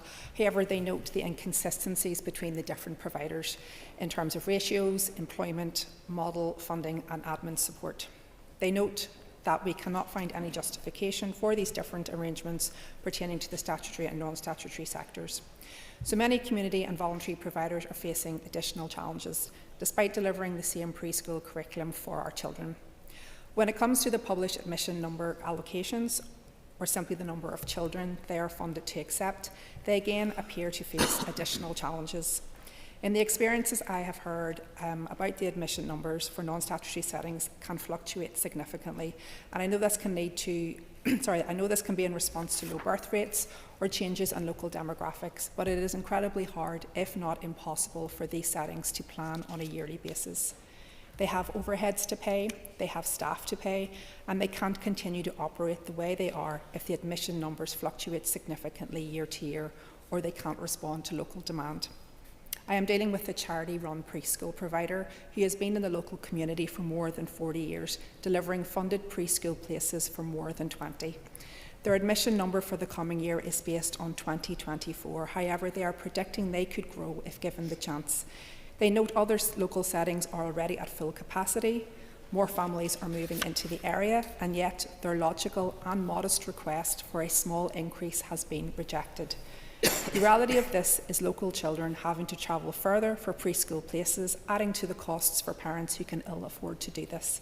And if this continues, the setting itself could become unviable. As we have heard, many are in the same position across Northern Ireland and not just in West Tyrone. Ultimately, what should be at the centre of this is what is best for children and families. These community and voluntary providers are often at the heart of communities, staffed by local people, and they deserve to be treated with the respect and on the same level as statutory providers. I hope the Minister can outline the Department's long-term vision for our community and voluntary settings, and when it comes to preschool delivery, and in the short term, how we will ensure these organisations are treated fairly. Thank you. Minister of Education, Mr. Paul Given, and you've got up to 10 minutes, Minister. Mr. Speaker, thank you. Today's debate provides a useful opportunity to provide an update on the provision of a funded preschool education place for every target age child in Northern Ireland whose parents want it. So thank you to the member for bringing the adjournment debate forward, and for those members who have made a contribution. The preschool education programme is a programme that we have a right to be proud of. Every child in Northern Ireland has access to a year of fully funded, high-quality, curriculum-based education before they enter compulsory education, and this provides children with the best possible start to their education journey, as research has demonstrated.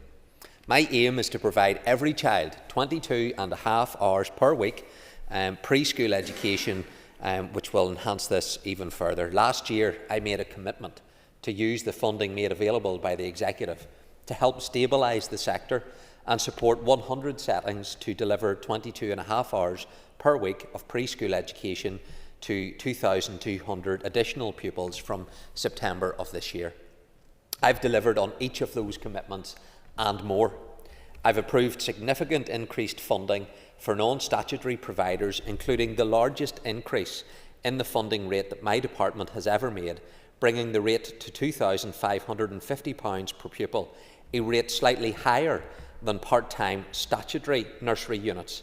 These investments mean that non-statutory providers will receive approximately £3.2 million more in the 2024-25 academic year, and for an average setting providing 16 funded places, this represents an extra £8,000, and in West Tyrone approximately £235,000 of additional funding has been allocated to non-statutory providers.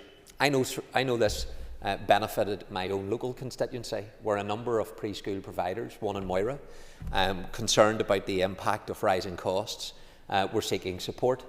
So I moved to provide that support. So some members have talked about the non-statutory being disadvantaged.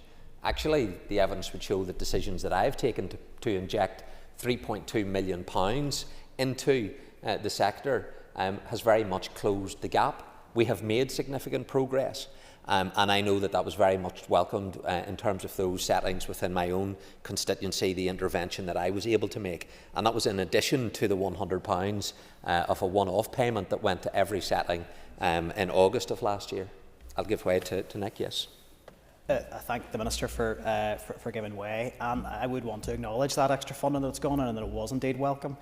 But would you acknowledge that when it comes to the stability of those settings in terms of being able to plan based on the admissions numbers, you don't have the approved admissions number that a statutory setting relies on, that it does create real uncertainty and a real challenge in terms of making those settings viable in the long term? That's a valid point that has been brought to my attention in terms of the stability of the sector, but it also provides that flexibility to have a responsive system in place as demographics change, birth rates decline. We need to ensure then that we can respond, and that's what the programme provides by way of that flexibility, and I'll come to that particular point in due course. I've approved 106 preschool settings which will deliver full-time preschool education to over 2,500 more children from September. I've also approved 7 statutory settings to voluntarily remove 234 access places that were placing a strain on the education budget. My department and the Education Authority have worked closely with the preschool sector to implement these changes within an incredibly short timescale. And I'm delighted to confirm that all 106 settings are on track for September 2025. And Mr. Speaker, even the knives and forks for lunchtime are ready and waiting. Not only with full-time preschool provision, providing children with the best start in education, it will also make significant contribution to parents' childcare considerations, facilitating arrangements more akin to those for primary school-aged children, rather than parents incurring the cost of full day care as they would have done in the past. This initiative doesn't just stand in isolation. I've also introduced the Northern Ireland Childcare Subsidy Scheme, eligible working parents receiving 15% reduction on their childcare bills. To date, that scheme has provided over £6.5 million of savings for working families. This is £6.5 million of Northern Ireland parents now in their pockets as a direct result of a scheme that we introduced only 6 months ago. And when we combine that with the tax-free childcare, it's estimated that these working families will have saved over £14 million since September of 2024. And I'm also aware that many childcare providers are planning to increase their fees over the coming weeks. And in anticipation of this, I've already decided to increase the monthly subsidy cap for the scheme by 10%. Additionally, I'll be increasing the administration payments for participating providers in recognition of their increased operating costs and to ensure these are not passed on to parents. So I'm considering what more I can do in this current year and will bring forward proposals to my executive colleagues when the budget is agreed. On the PAN applications, the EA has responsibility for the allocation of funded places to non-statutory preschool providers. That's via the allocation of the Pupil Allocation Number, or PAN. My department, Mr. Speaker, does not have a role in that process. It's important to remember that providers do, however, have a role. All preschool management types are represented on the EA advisory group that determines the PAN allocations, including community and voluntary providers. Their voice is important, and that's why they're involved. In allocating PANs, the EA must match the supply of funded places as closely as possible to the overall level of need. Allocating too few places risks children being unable to access preschool education. Allocating too many risks expensive over-provision and threatening the stability of the programme overall. So the EA has written to preschool providers to explain the PAN allocation process in detail. In simple terms, for the majority of settings, the provisional PAN is based on their enrolment in October of the previous year, with adjustments made as necessary to reflect overall level of demand in an area. The majority of settings have received an indicative PAN allocation that is the same as their enrolment as at October of 2024. At this stage of the process, the EA has allocated over 22,000 funded places to accommodate 20,636 applications. So there are sufficient places to accommodate every child. As expected, however, the popularity of full-time provision has led to an overall increase in applications for settings that are transitioning this year. And it's important to remember that full-time and part-time provision operating side by side has been a feature of our system for many years. And this is not a new situation that's being created by standardisation. Nonetheless, it's not surprising that some settings have required extra reassurance. And I've received correspondence from both settings that are transitioning, who are naturally keen to secure as many places as possible, as well as those settings that are part-time, who have concerns that they could suffer if full-time providers are prioritised by the EA. So it's essential at this time of transition that all are treated fairly. So the EA has made it clear that settings that have transitioned to full-time will not be given preferential treatment in PAN allocations. In practice, this means that while the EA might increase PANs to meet overall need in a local area, it will do so irrespective of the session length offered by settings. This provides equity and stability for all while the standardised session length is rolled out.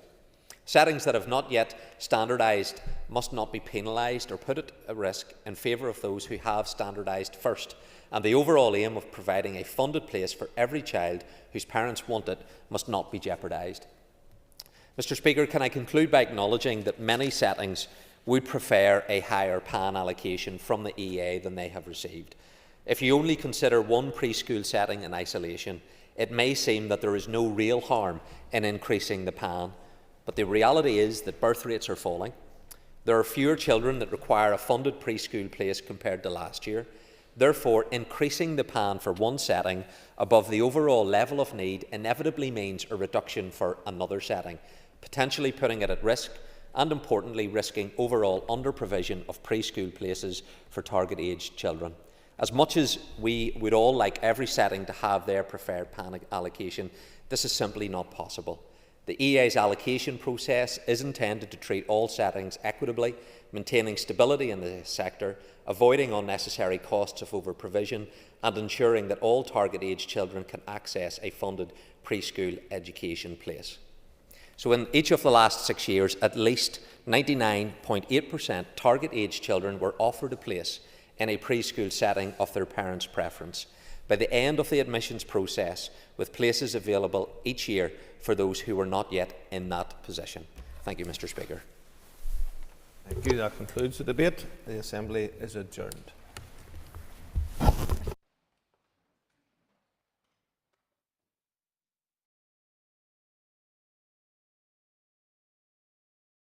Assembly Chamber.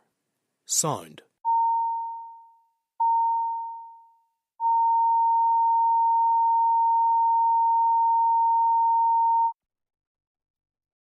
Assembly Chamber. Sound.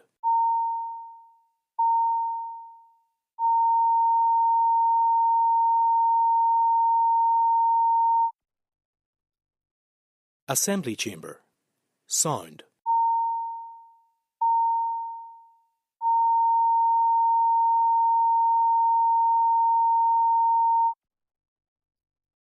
Assembly Chamber. Sound.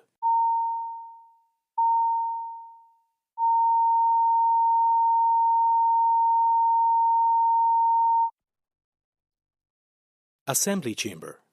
Sound.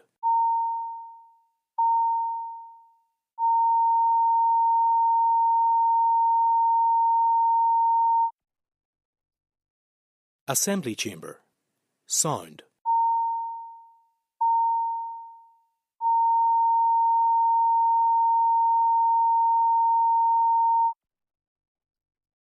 Assembly Chamber. Sound.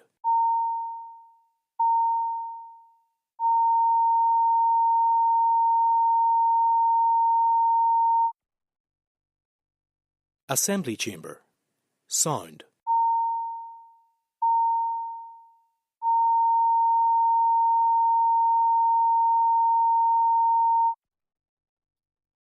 Assembly Chamber. Sound.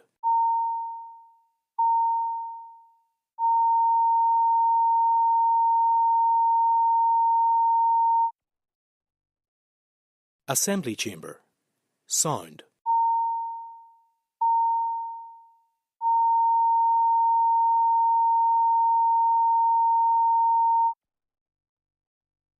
Assembly Chamber. Sound.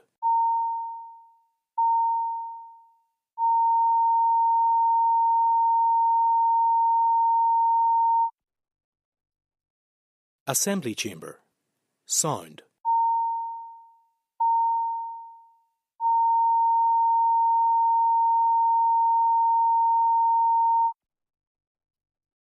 Assembly Chamber.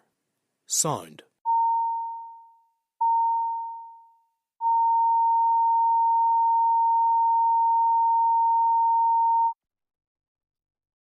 Assembly Chamber.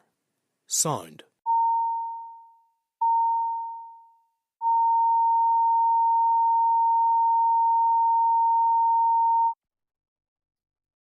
Assembly Chamber.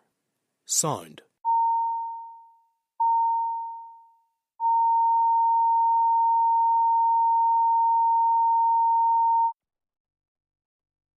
Assembly Chamber. Sound.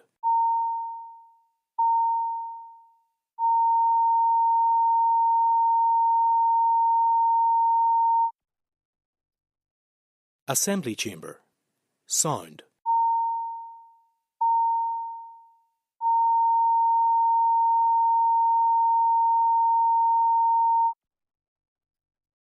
Assembly Chamber. Sound.